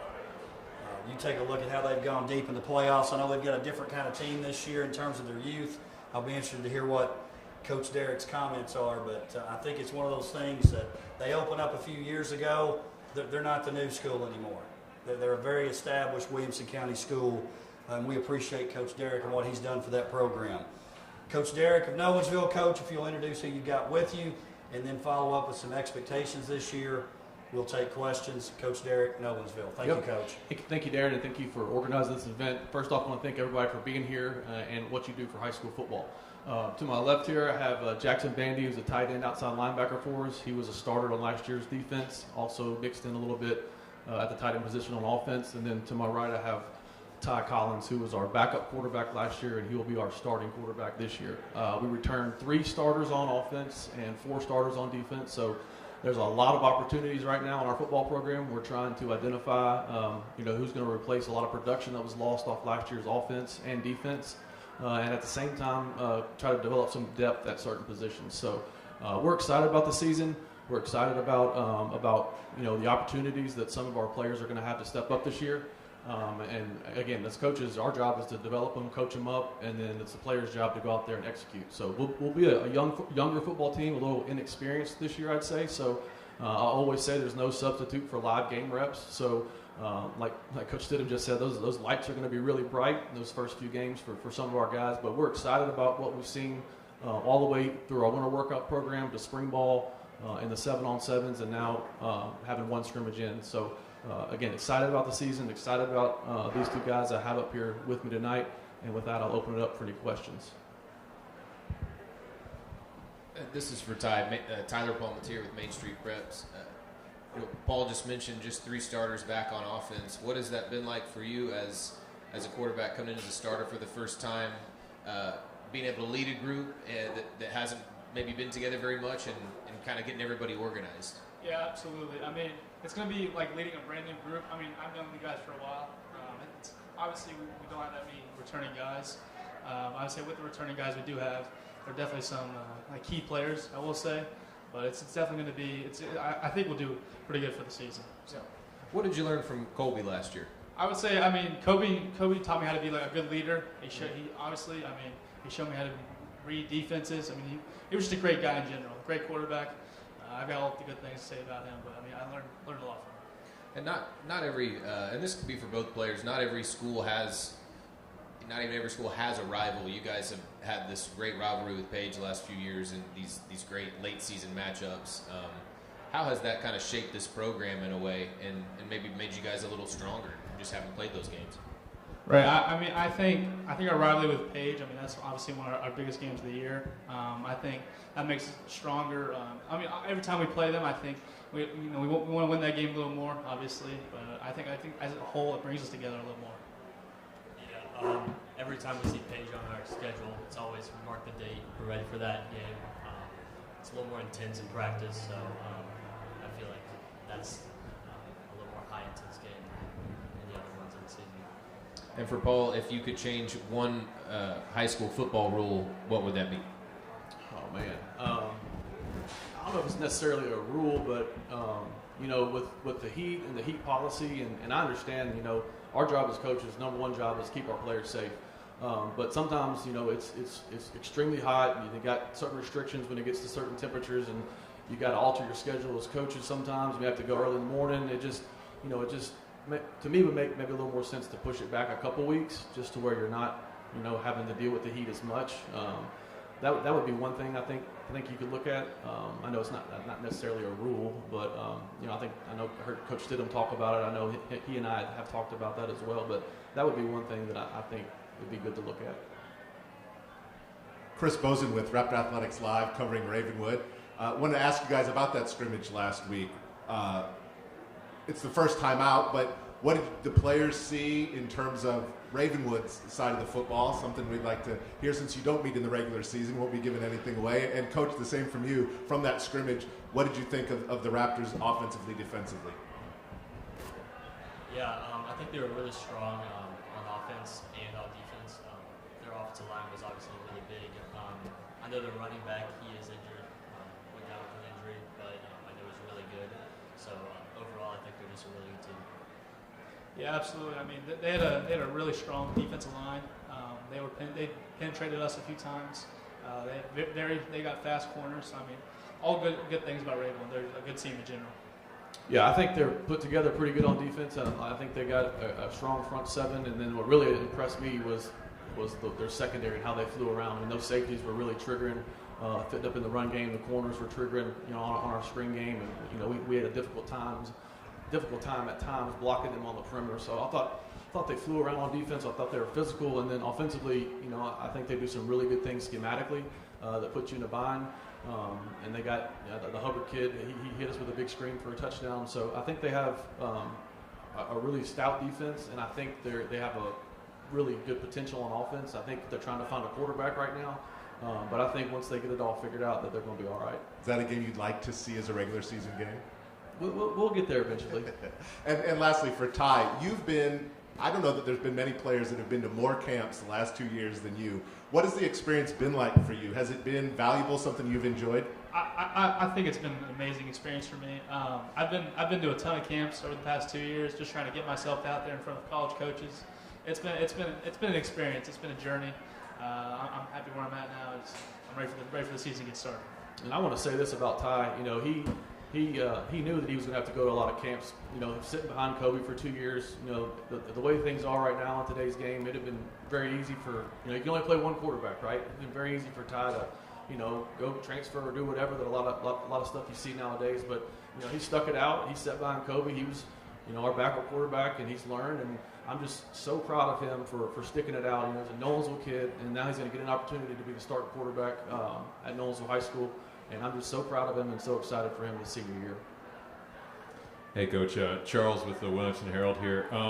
With so many fresher faces, younger faces there, do you mind maybe giving us a rundown on some of those guys we'll be paying attention to a little more, joining these guys who will be saying lots of names, things like that? Yeah, well, we've still got guys competing, but some of the guys, and I think our receiving core is the main thing. Obviously, that, you know, we lost all those guys, a lot of production, but there's been a lot of guys step up. You know, we talk about a Landon Smotherman, Caleb Farr, then you got Oliver Bender, who's a sophomore. He's flashed and done some really good things. And then there's several other guys that are in the mix there. And then, you know, I mentioned having 3 starters back on offense, and I included Zion in that because he was, you know, pretty much a 1-2 combo last year with Sampson. So we'll have him back, and then got to find some depth there at running back, and then develop some offensive linemen. And then defensively, we got a sophomore, Josh Hicks, at corner, who's done some really good things. Trey Victoria was our backup strong safety last year. And then Jackson Rigdon, he was injured last year. We got him back, and he's probably going to play that free safety position. So got to find another corner, got to find you know, an inside backer, and then develop some depth on the defensive line. So I think we've got some pieces. I think we got to continue to coach them, and I think that it's just going to be a matter of those guys playing on Friday nights to get that experience, and hopefully we can continue to get better as the season goes on. Guys, what are you doing to kind of lead and get some of these younger guys further along? Obviously, being in the system, being a part of it for so long, what are you guys doing to try to help everyone out? Yeah, so last year I was kind of leading by example. This year I'm stepping more into like leading vocally and kind of rallying everyone together to you know, play as a team, be gritty, you know, all the stuff we look for in a good football team. So I think that's the stuff that I've taken personally, just to step up more vocally as a leader. Yeah, for me, I've always I try to lead by example. Obviously, some of the backup quarterbacks, I'll try to coach them if they ever make a mistake or their footwork's off. I just always try to lead by example. Coach, I know we close out there with that great rivalry matchup against a Paige team, but to have a Centennial joining this league there as well too, can you talk a little bit about what this region's kind of shaping up to have some really great Williamson County action here again? Yeah, we're excited about getting in a new region, and to kind of go back to the question that was asked about Paige earlier. You know, what Paige getting in our region kind of did for us was it kind of gave us a natural Williamson County rivalry. That's something that we've never had because we've been 4A and, you know, didn't really have a rivalry with any Wilco team. So having them in there, and then now have Centennial in there, I think those are going to be some awesome environments on Friday night. We're excited about that, and then you mix in those metro schools. That'll be a challenge for us as well. So we're excited about the new region.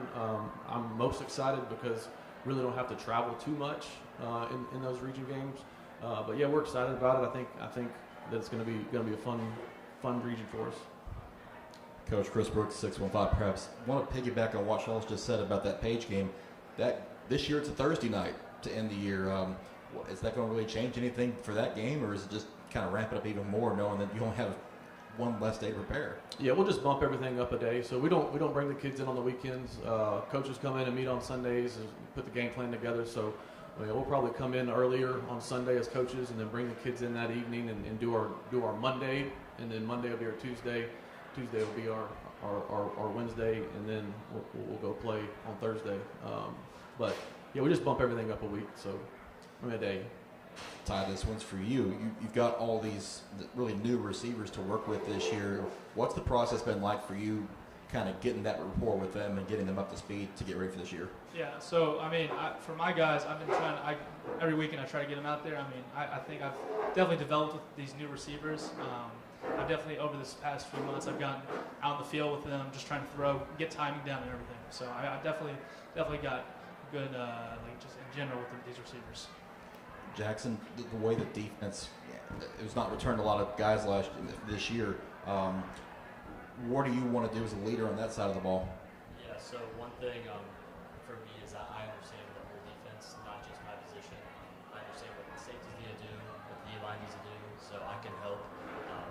when I see a player doing something wrong or confused, I can help them kind of know what to do.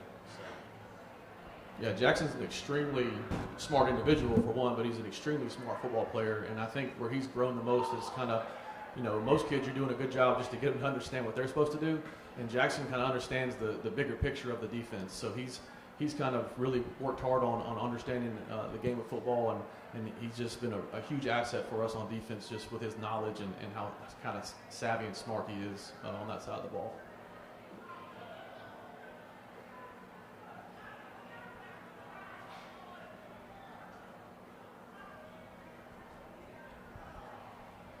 Coach Dana McClendon, WAKM. As far as your roster goes, we're going to see any sophomores playing a lot of time, and if so, who? We have some sophomores right now that are in the mix. I mentioned Josh Hicks at corner. He's also a running back.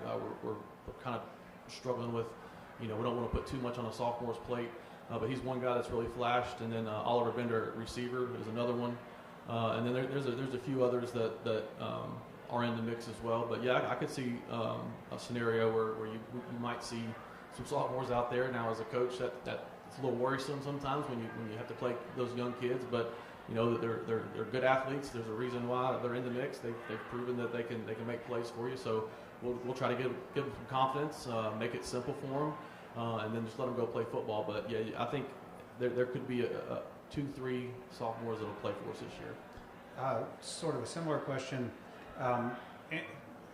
If we're sitting here in October and you're in a position to win the region, it will be because you figured out what that was a question for you in July. I think we our inexperience will have come a long way.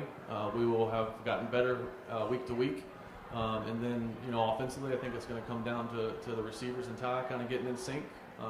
Breaking in a new quarterback and breaking in a new cast of characters there, and then defensively, stopping the run and not giving up any explosive plays.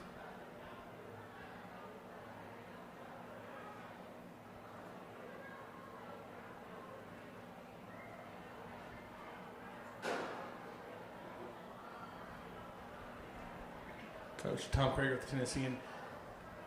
You guys have done so well with the passing game, the running game. I mean, you've had Samson, it seems like forever.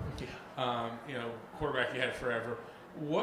Is it too early, or have you figured out what this identity might be? Is this a team that's going to be a little more pass heavy? Is it going to be run heavy? I think you mentioned you're looking for more run support to add with Zion. What do you think offensively the identity of this team in 2023 might be? Well, first off, I say it to our team every year. Number one, each team has to create its own identity, right? So we can't rely on past year's success. Success is not a continuum. You can't just assume that you're going to go out and win. Now, to have the expectations to win is a good thing, but you have to understand that each team has to go out and create its own identity. So I think as a team, we're trying to create that identity right now. And I think right now our identity is we're going to play hard. Our kids are going to fight. We may make mistakes, but our kids are going to battle. They're going to play hard. Offensively, I think we kind of just do what we do, and just based on what we have, at certain positions we try to maximize those strengths and then we try to minimize our weaknesses. I think our offensive staff and our offensive coordinator, Coach Kern, does a great job of doing that, of trying to maximize what our players can do and kind of hiding what maybe our weaknesses are. But yeah, I don't really know exactly how to answer that question right now. I think we kind of just do what we do. If we need to drop back and throw it, then we'll do that. If we can run it, we'll do that. I think we are going to maybe incorporate some more quarterback run stuff this year with Ty because that's something that he feels comfortable doing. But I think, we've always just tried to do what we do and maximize our strengths and minimize our weaknesses.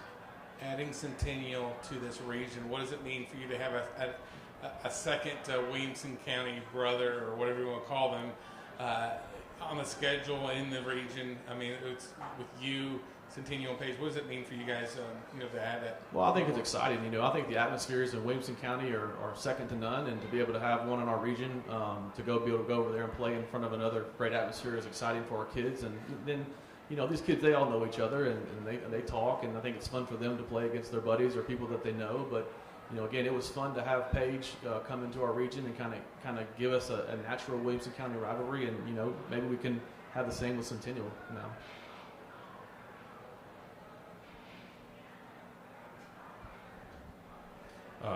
Going back to Ty here, actually, we kind of touched on it a little bit, talking around it a little bit, but being that guy, can you talk a little bit about the pressures of kind of leading a team and taking over at quarterback, and who are some of the guys that you've been kind of meshing with that you're going to be looking for the most, you think? Right. I think one our big guys this year, they're going to be Jackson Rigdon, Oliver Bender, Lane Smotherman, obviously. I think those are going to be some of our top guys, receivers. For pressure-wise, I mean, it's football. I mean, I've been playing it since I was 5 years old. Obviously, you know, those first game jitters are always there, but I mean, I think I just got to lead the team the best of my ability. Definitely, I just got to do my best as a football player. Logan Butts with the News, formerly the Williamson on page. You guys had last year had a lot of guys that had a knack for the end zone or a nose for the football, seemed to really make big plays when they needed them. Is that something that's taught, or is that like an inherent skill you think amongst your team? I think it's encouraged, but I think it's an inherent skill. You know, we had some really, really good football players last year, really kids that could, you know, take the top off the defense or maybe had a nose for the ball on defense. But, you know, I think those things are just kind of things that come naturally to some kids.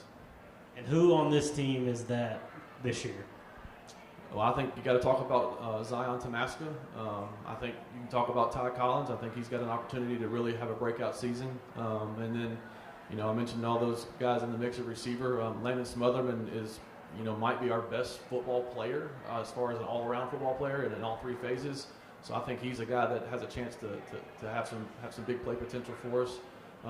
But yeah, I think what we've seen in the 7-on-7s and scrimmages is, you know, that was probably our concern. Like how are we going to replace all this production and all these kids that went to play, you know, Division I football, and we've had guys step up. So I'm excited. I think Ty's excited about it, and I think our team's excited about it. So it's just a matter of getting those kids some live reps, trying to get them up to speed, and again, coaching them up, and then hopefully, you know, they go out there and they execute.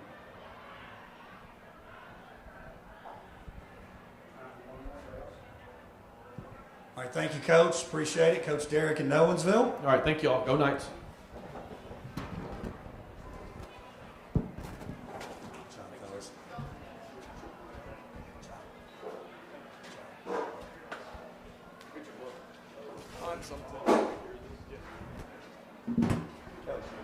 Coach Derek.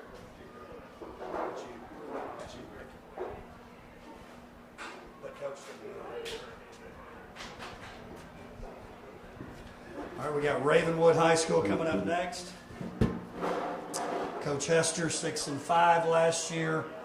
First round at Germantown. Not something we've been used to saying the past several years. Obviously had a pretty key injury at quarterback. I know Coach Hester's going to try to maybe sell underdog and rebuild and all that kind of stuff, but I know a lot of you guys are saying it's going to be one of our better teams in 6A. Coach Hester, if you would, introduce who you've got with you, and then give us some expectations for the season. We'll turn it over to the media. Coach Will Hester, Ravenwood High School. Thanks, Coach. Thank you, Darren. To my left here, I have Jacob Thompson, number 0, played some tight end and nose guard for us. Has been the starter on the offensive line. He started every game at Ravenwood High School since he was a 9th grader, so super impressive there. And to our right, we got Carter Pace, running back, as some people would say, but Carter returning to that position from last year. Darren basically gave my expectation speech for us. 19 seniors at Ravenwood High School this year, the lowest number of seniors that we've ever had since I've been there, either stint. Got large juniors and sophomore classes, so we will have some inexperienced guys out there on the field. We've got several guys battling out to be our quarterback right now, so it'll be interesting to see who wins that battle when it's all said and done. But we're excited. You know, it seems like we start this sport earlier and earlier every year. Hard to believe that we're in week 2 of preseason games. We have Father Ryan tomorrow, kind of a workday practice, and then we have CPA on Thursday. So I'd say the next 5 days will kind of tell the tale on where we are headed into the season.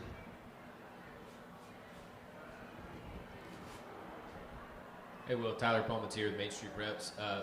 This topic has come up tonight. That Brentwood game falling on the last week of the regular season. What are your thoughts on playing that game at that time? I mean, I think it's kind of a natural time for a rivalry game. I think the state kind of did that on purpose. If you look across, all the in-region rivalry games are falling on week 10 right now. The only disappointing thing for me is because of the rotating schedule. It's a Friday night game this week, this year, but when we play them at home the following year, it'll be a Thursday night game because of the even regions or the even classification. So a little disappointing to have a game that big on a Thursday night. We may petition and see if we can play it on Friday, but I mean, I know the way that the rule is written, but you see, whatever, Auburn, Alabama, all these other games that kind of finish the season, the regular season, that's kind of fitting. There's been many years that game's had implications on who would be first or second or where the playoff seeding would be in the region. So always good to have it at the end of the year. Jacob, do players care about stuff like that, like when the Brentwood game falls? I mean, does it make it more exciting to you? Do you care at all? To be honest, it doesn't really matter. I just really want to play them. At the end of the day, it's just another football game, and we're going to do the best in our ability to try to beat them on them. And Will, for you, last thing for me, if there was one high school football rule or policy that you could change, what would it be? We cheated a little bit on this when we were listening on the stream on the way over. Word's got around. Yeah, the word has got around. So I agree a little bit with both Coach Stidham and Coach Stewart, right? I do think we need a dead period in high school athletics. I think, though, having been in another state and seeing how they do things, I think that being right at the end of the previous school year kind of is a good reset time, gets everybody away, and then you can come back. And then you leave it up to the individual programs on how they want to manage the 4th of July and things of that nature. But it's not a break in your conditioning weight program. I think the biggest concern for me is if we're starting this early, we need to do as good a job as we can at having the kids ready when that comes. And if you take off 14 days and then turn around and then less than 14 days later you're scrimmaging somebody, there could be some issues there. So that would be the only thing I would see different. I think our state does a great job of making sure you can have multiple sport athletes and all the things that come along with, planning the schedule the way they have. But from a training physicality standpoint, health of the athlete, that would be the only reason I would petition for something like that. Thank you.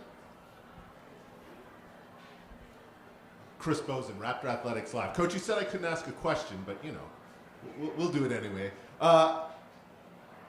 Given what Jacob has meant on the offensive line the last 3 years, not only has he been a starter, but he's been the top lineman in the region. What gave you the confidence to be able to move him over to defense? And for Jacob, along with that, what has it been like for you moving to a nose guard spot?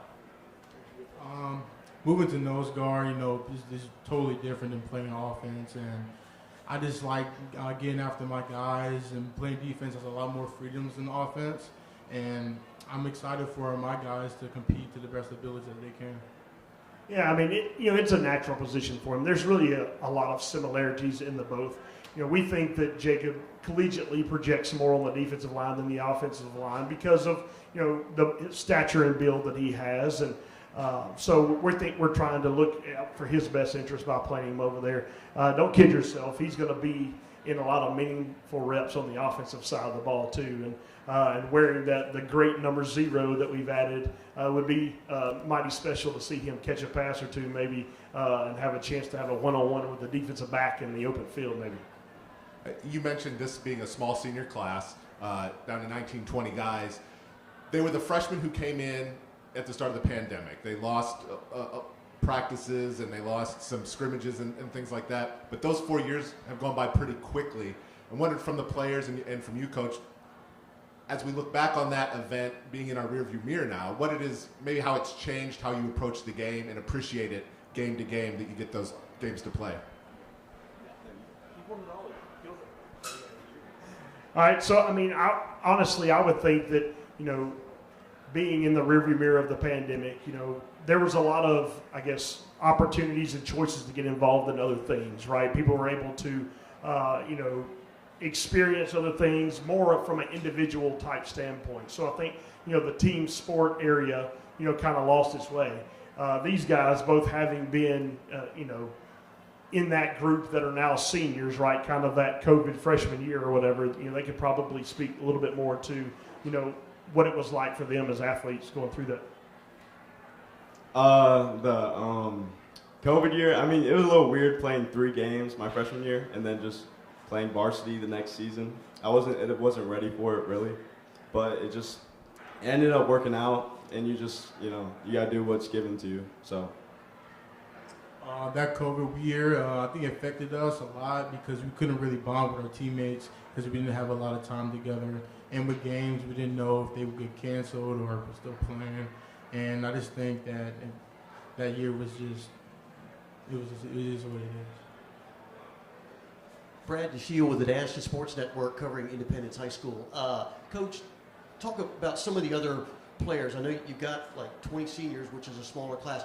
Talk about some of your maybe sophomores and juniors that when, on Friday night when I'm calling the game, you say, no, this guy here, you need to watch him or he's going to be a player. And are there some players that are stepping up, maybe even as sophomores even? Yeah, I mean, we've had some guys that have, shown elite athletic ability in other sports. Donovan Starr is a track athlete who went all the way to the state meet in the high jump. He's also run some pretty impressive times, 10-7 in the 100 meters in track, as well as, we GPS track all of our guys from a speed standpoint on a day-to-day basis in practice. There was a tweet put out today that Tyreek Hill, over the course of the last several years, has been the fastest player in the NFL in game, right? And his miles per hour is 23.2. Now that's playing helmets, shoulder pads, live action. We've had a sophomore, well, junior now, Donovan Starr, hit 23 and some change in a helmet, no shoulder pads. And Ben Hubbard is another junior right behind him in the 22 miles an hour range. So those are a couple of guys that have done really well on the track field. And then you got Michael Holt, who's a sophomore of ours, played first base, was an all-district baseball player this year for us as a 9th grader. Now he's going to be thrust into some roles, on the varsity football team. So we're super proud of our multi-sport athletes and those guys that have already excelled in other sports and now bringing that talent to the football field as well. Well, this is for the players. Is there a particular team other than Brentwood, because that's obviously a rival, that you kind of like, I'm up for this game? Not that you're up for any one over another, but is there a team that you just really like to play in the conference? Oakland. Oakland? Yeah. I can see that. Yeah. I want to be Oakland. Definitely want to beat them. I see that on your schedule, game 9, I think, down there, right before Brentwood. It's a good game to get ready for Brentwood. Yes, sir. Absolutely. How about you? I'm excited for Alcoa because of their reputation and what they stand for.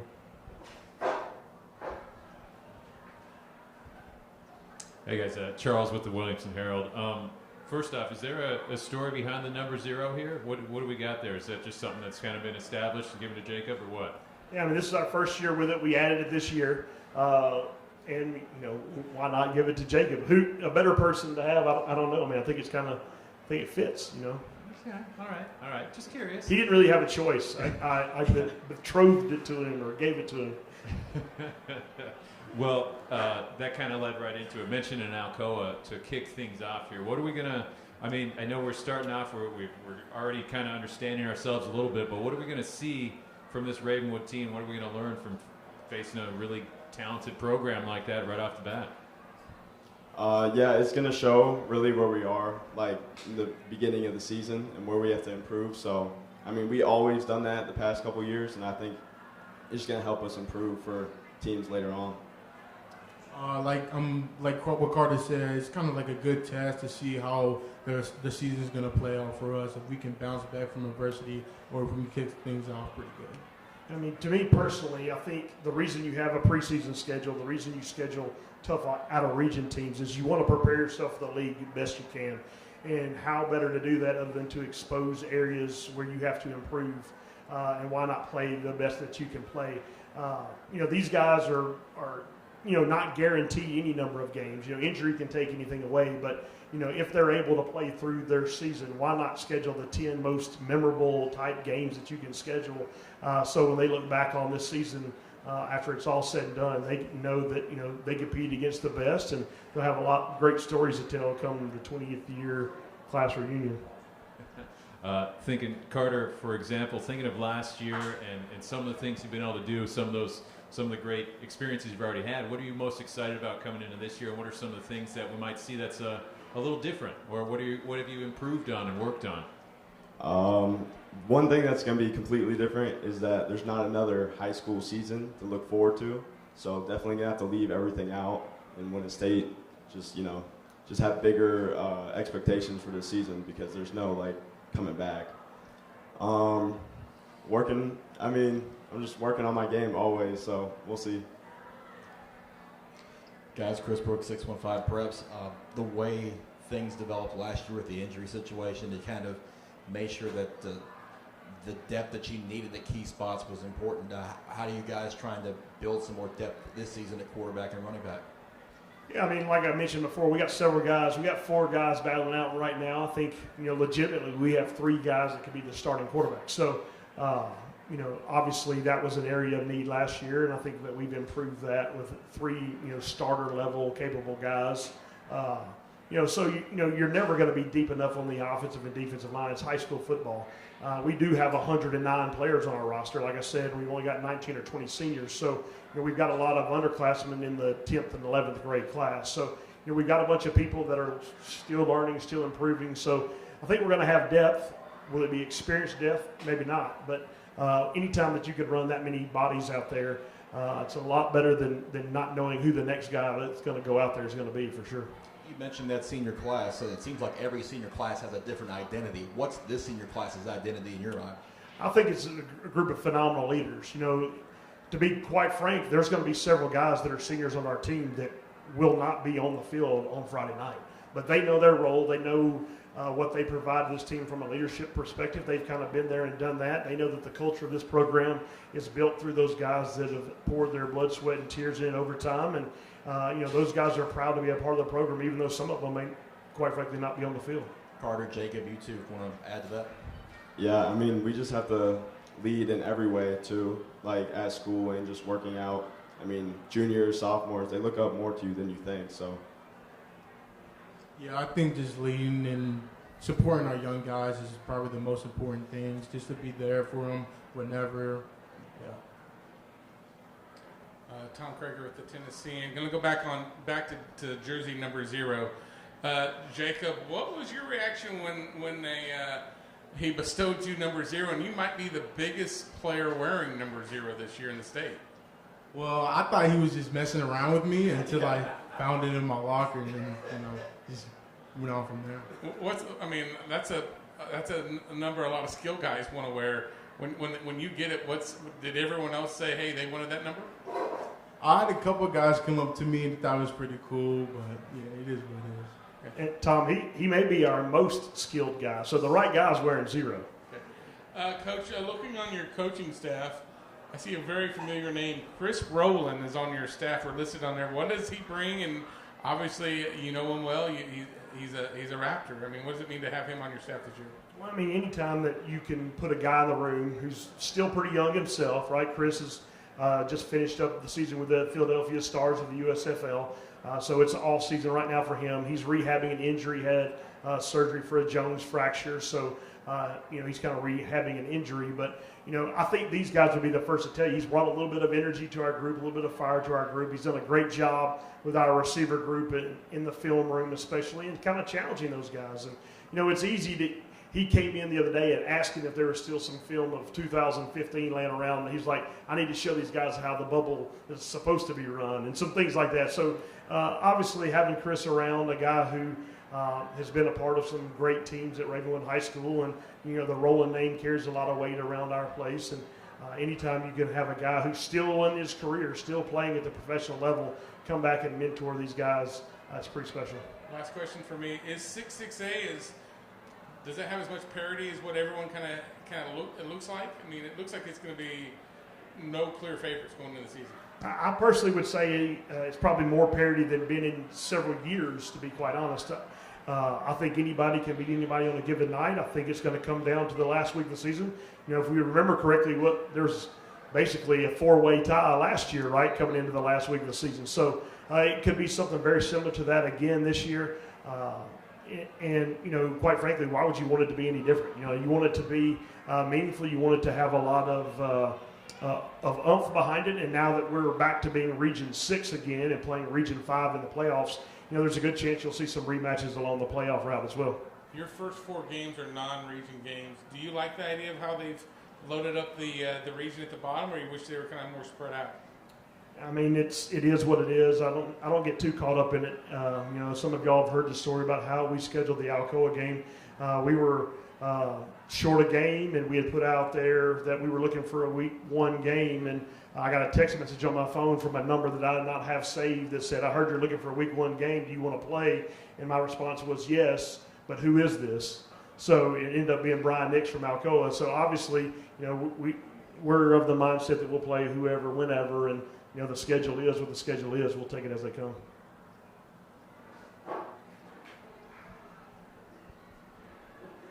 Hi, Scott Burton, 615 Preps. I have a question for Carter.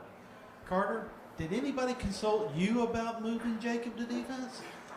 I just learned about it actually this year, and I cried in my room after hearing that. So, no, it just happened.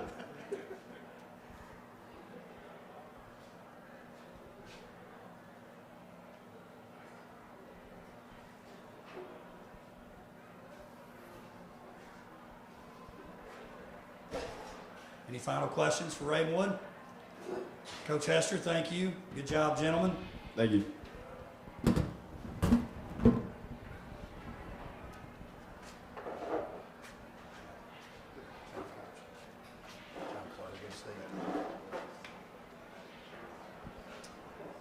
All right, we'll finish up with Summit High School. We've got Coach Coleman, Summit High School next. Summit 3-7 last year. Coach sat in here a year ago and said, "Hey, look, it's a different team. We had a pretty good run the past 2 years, 5A state champion, 6A state runner-up." He said he liked that team, but it is a young team without experience. We're sort of in that second year of that process, looking forward to see what Coach Coleman says. Gentlemen, if you'll sit on the ends, that'll be great. We'll get Coach in the middle as he makes his way up. Again, our final group, Coach Brian Coleman and Summit High School. Coach, as you come up, if you'll introduce who you've got with you and then talk about some expectations for the year. Coach Brian Coleman. Thank you, gentlemen. Hey, guys. How you doing? Last one. Y'all ready to get out of here? Last, but certainly not least. But to my right, I got Dominic Hollis, returning senior running back this year. Did a great job for us last year. Did a great job for us his whole high school career, basically.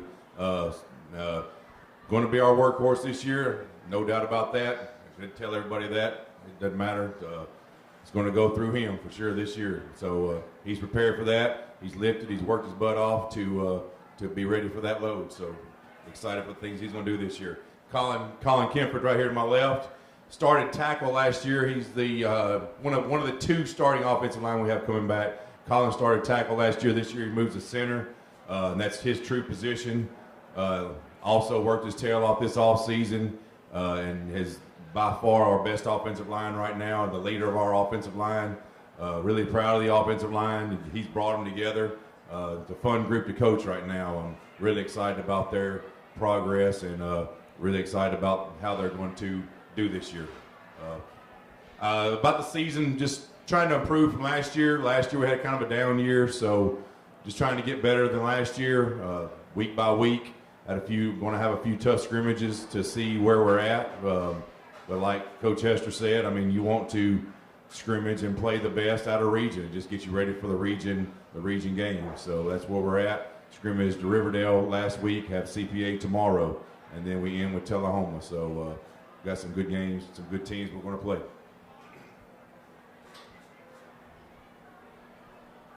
Hey, Brian, I was just curious. Sorry to hit you with this right off the bat, but if you could change one high school football rule, what would that be? One high school football rule. I would say the timing of dead period. I don't like the timing of it. It seems like it's right in the middle of we're getting going and we have to shut it down for 2 weeks. The kind of getting the guys in shape, acclimated to the heat, doing our 7-on-7s, and then all of a sudden 2 weeks, you kind of let them go, for lack of better. I know some of them, we tell them to work, they can find places to go and work, but it's not the same with the helmets on with your teammates. So maybe the timing of it, maybe those 2 weeks right after people finish school, maybe the last 2 weeks of May, first 2 weeks of June, something like that. I mean, I'm okay with a dead period, but I think the timing of it kind of stinks for football. Thanks, Coach.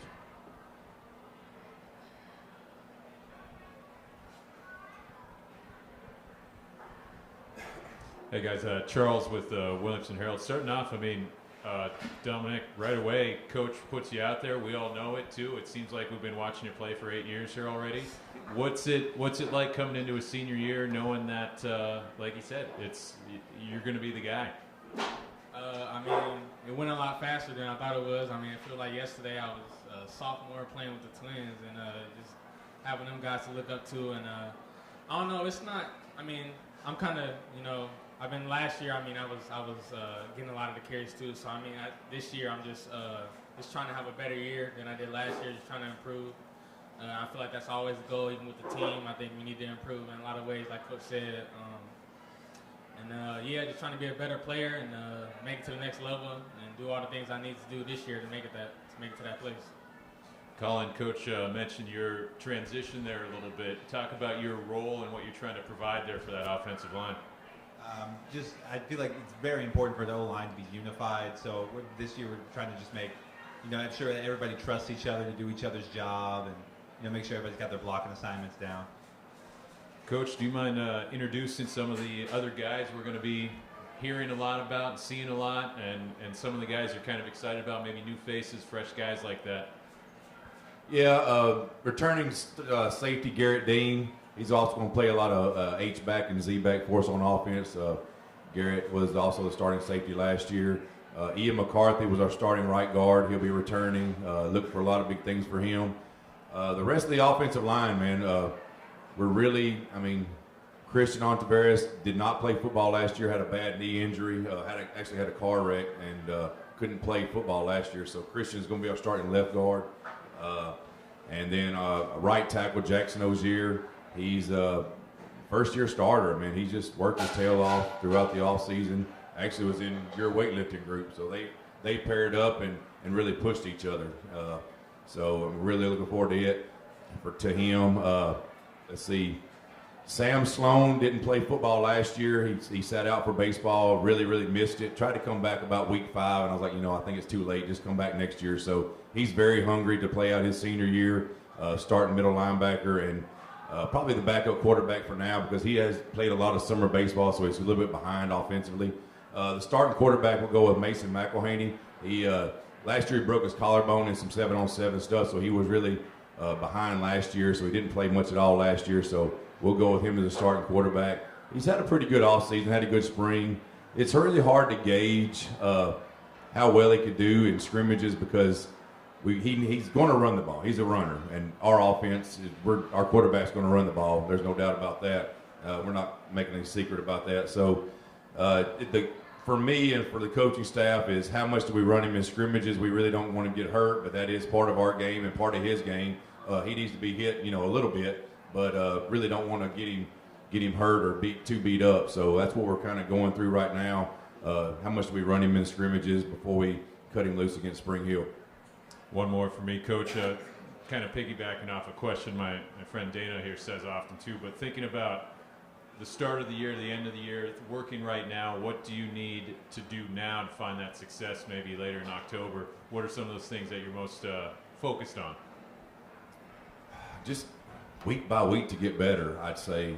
Just keep getting better, no steps back. We're only returning 2 or 3 on offense and 2 or 3 on defense again. So those guys just have to gel. Our offensive line has to gel. The defense has to gel together, and we need to do it quickly. We've got 2 or 3 really good non-region games, and I think Franklin's our first region game with Brentwood. So we've got to get better quick before we get in that region game because it's going to be a tight region, a very, very good region. So can't afford to drop one early.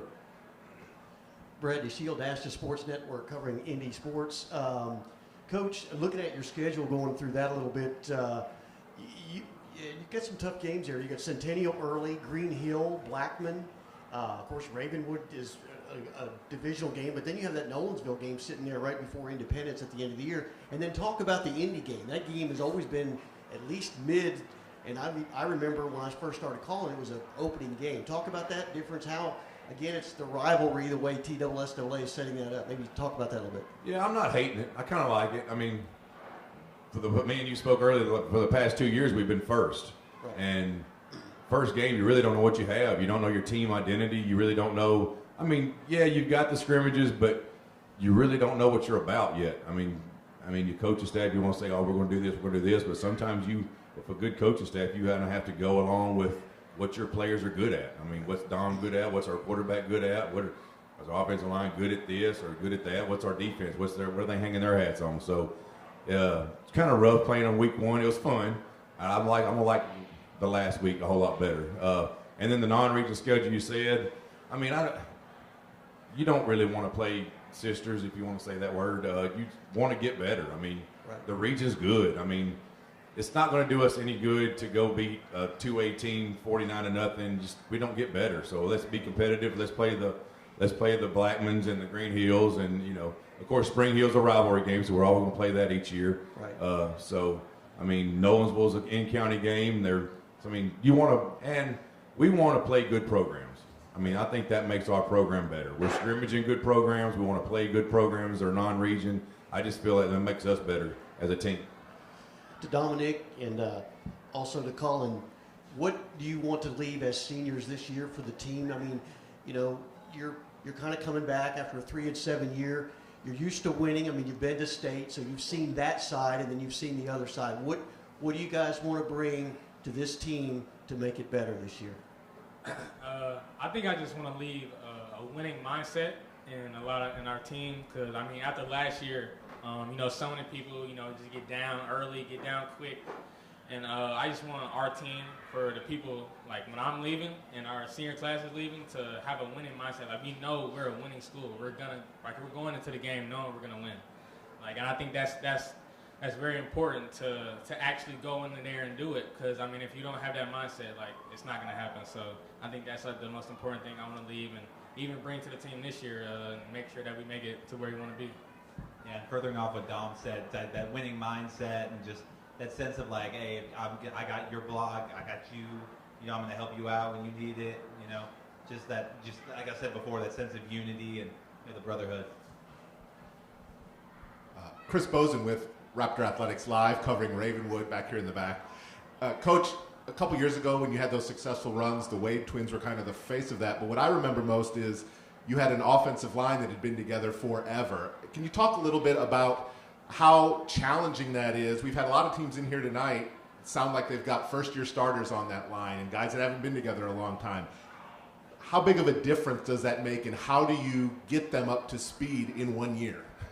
Yeah, it's tough. It is tough, and the gelling, the cohesiveness, the togetherness of the offensive line, I believe, is huge. I mean, that's where any good team is going to start, is the offensive line, defensive line. I mean, if the offensive line can make holes, we can run through them. Does that make sense? I know Dom's a great running back, but I mean, if they're making holes, anybody can run through them, it's just where it starts. It starts up the middle, so it's tough having younger guys, but. Do they complement each other? Are they good together? I mean, I'm okay with a sophomore there. It's okay if they're young, a little bit sprinkled in there. Does that make sense? You need a couple seniors that know what they're doing and have drive and can get them going and can coach each other up and make the checks and know what you want to do. I love talking to the offensive line after a series, okay, did you get your check? No, sir, I didn't get it, but I know this. It's fun to talk to guys, high school players that get it. Does that make sense? It's fun that they know what they're talking about, that they're confident in what they do. It's just that makes it so much more fun to coach. So, to answer your question, to get that sophomore ready to go is kind of tough. I mean, it takes a lot of mental reps. It takes a lot of film study. It takes a lot more than just on the field time. But that on the field time is also important.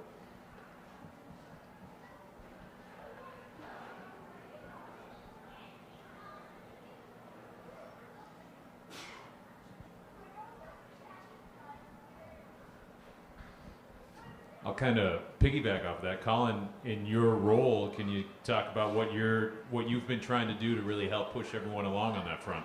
I I know this year we had a lineman group chat. We've been trying to get out, get to Waffle House, Chick-fil-A, lineman meals. Obviously, like in the weight room, we're always pushing each other, making jokes, trying to hype each other up, but also letting each other know that we got your back. Like as a center, I team with the guards a lot, so it's making sure that we're both cool and we got each other's blocks, and if I can't get this, he's gonna get this, and just stuff like that. Once again, Coach, one of the things we've had a lot of conversation about is the parity in the league and just what it's like being a part of this region here a little bit. Can you kind of give us your take and your thoughts on this season with the same grouping we got? Man, it's fun. It's fun because how well the kids are coached. I believe the coaching staffs in Williamson County, there's very few better than that. And if they are, they're probably in Rutherford and they're winning state championships. But the Williamson County coaching staffs are awesome. The kids are great. The crowds are great. I mean, everything that goes along with this Williamson County group, as far as the fans and the cheer squads and our summit squad, and everybody's got their squad, and it's just everything that goes into it is just so much fun. And it's a tough region, man. I mean, everybody reloads so fast just because of the quality kids that you have. So it's fun, tough, but fun also. I mean, this is where you want to be. I mean, if you're a good coach, this is where you want to be, just to see how good you can go. How good are you? Coach Chris Brooks, 615 Preps. We see a lot of times that senior classes develop an identity. How would you characterize this senior class? Hardworking, first. I mean, hardworking. They've really worked their tails off since 2 weeks. The 2 weeks we had to take off after we lost our last game. So you're talking December. They've really worked their tails off. We talk a lot about pride. We talk, like Dom said, how are you going to leave? How's your senior class going to leave this program? What kind of senior class are you going to be known as? So I think they've really worked hard. I've enjoyed this class. I really have. I've enjoyed coaching them. So, it's fun to see what they're going to do. Dominic, Colin, this is for you guys. How do you feel like your roles are within that senior class?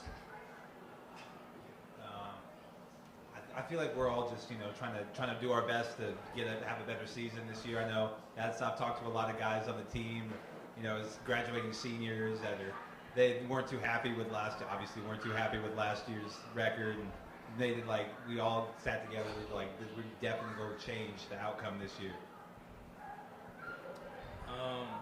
I just think I got to be a leader. I know Kemper, we have to have leaders on the team. Like any good team is going to have leaders who build their team up and make sure that everybody's doing what they need to do. And I know me being a running back, I want my linemen to, we got to protect Dom. Like we can't let nobody touch Dom. And I know before the first game, I'm giving my lineman candy. I know I'm doing that. Whatever candy they want, they gonna get it. So they know that. Oh, I got this dude. He treating me right, so I'm gonna treat him right by blocking it up. Sounds like you need a Waffle House tab. Oh, Waffle House. Might be a little bit too I'm gonna hold you to that. Now. I got you. 250 yards a game, that'll get you a free meal, right? Yeah, free meal. Any over a game, 300 yards or more, that's a free meal with anything you want. Coach, the last couple of years we've sat here looking at the schedule where you had 5 straight road games or 5 straight home games. It's a little more normal this year. You feel better about that? Yeah, we do. I mean, the 2 years before that, we were pretty good. It was hard to get a schedule, period. So we had to take what we could get. And then this year, we finally could mix it up a little bit and work the home and away type stuff. But I tell you what, making a schedule, that couple of days, it's tough, man. Coaches are calling each other and turning each other down, and man, let's do this. Let's do this week. What about I need a home game? That's what y'all need to do, a video of these coaches. Go to their house and their home and sit at their dinner table and listen to them for an hour right as soon as they open it up, because it's crazy. It's crazy. It's fun, but I mean, it's just tough getting a schedule sometimes. You take what you can get.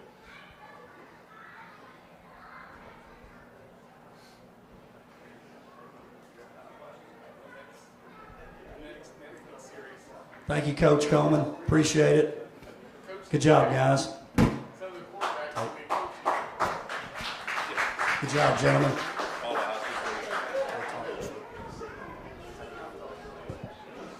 Thank you.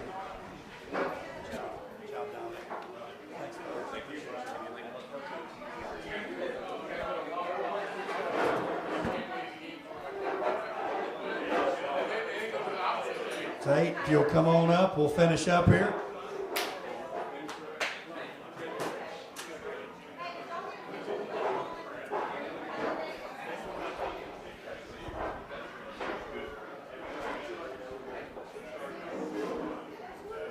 Tate, we can officially start the 23-24 school year now that we have Football Media Day in the books.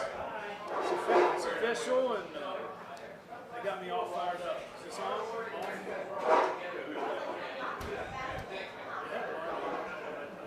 It's official, and these guys got me fired up. Pretty cool to see a full room of media members here. I think I counted 12, 13. It may be our biggest crowd. That's pretty awesome. That we've had. We're here from the beginning to the end. Very cool. Well, and like we said, you can't have Media Day without members of the media here. That's right. So we appreciate them being here. You know, something we probably take for granted a little bit, and I know we joke about this some. We joke with Coach Stewart when he first got here about all his obligations he'll have now. He and I were joking about that the other day. It's pretty special. They come out here. It's a very busy time for them. They bring their players out here, so I certainly appreciate all of them. And I'm always so impressed. I think about myself at 16, 17, 18, and the way they get up here. This is not easy, and they just do a great job. So proud of them. It's my favorite part about all the events that we have is the young people and how they handle being asked questions like that. I wouldn't have been able to do it when I was 16, 17, 18, so pretty cool. Coach Stewart, he's real bashful, isn't he?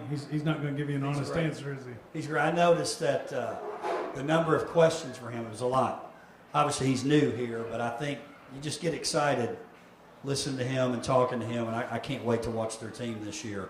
I also want to thank our OTL group. Speaking of students who go out and do their thing, they're here tonight. We mentioned them earlier. Aaron, Rhea, Luke, Anna Ray, all here helping us, so we certainly appreciate them. The folks at the factory, DP, the folks here, also Dave Story and the group at the crew at Mojo's. This is a great place to have this event. A lot cooler in here this year for those that were here last year, so we're happy about that. Certainly Walker, Chevrolet, Brock Daly, Matthews Team Sports and Adidas. Appreciate you guys, and Brock. Without Brock, we don't do this. Mr. Daly. And Copy Solutions. Of course, Copy Solutions. I learned something new tonight about Mojo's.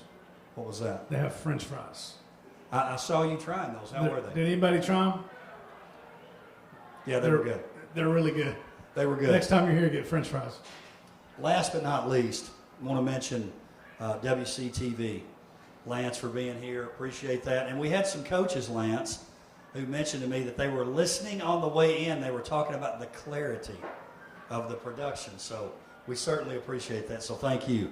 Tate, any final thoughts about any changes in our predictions that we had before? I want to give you a chance to maybe change some of the things you were saying earlier. Well, you're talking about Franklin. No, I'm still saying 2-3. They're going to end up 2-3. Paige and Centennial, I know you're starting to get on the Centennial train. I can feel it. I'm sticking with Paige. I like Paige. And yeah, I'll say I think Brentwood finishes 1. So you think it's Paige, Centennial, Nolensville in the 5A league? No, James. No, I'm kidding. Yeah, Paige, Centennial, Nolensville. Okay. And then in the 6A league, you're going Brentwood 1. I'm going Ravenwood 1. And we're switching. And then I'll go Ravenwood, Franklin. I'm going Indy is 3. Okay. And then 4, I think it's a toss-up, Summit and Franklin. So who you're saying Summit's? Summit Indy game. It comes down to the Summit Indy game. The winner of that game advances. I'm glad. Don't be talking. Summit's still here, so you could get in trouble. Dash is out there somewhere. Again, appreciate you guys joining us. Thank you again, WCTV, for the live stream. We'll see you next time for Sports Connection. We'll have that starting here in a couple weeks, Tate, so I'm excited about that. Oh, yeah. Miss Hester, Mr. Pace, they're very excited. They can't wait. Mom and Dad joins. They'll be there. They'll be listening as always. And our friends in Gallatin. Always. Always. Again, thank you for joining us. We'll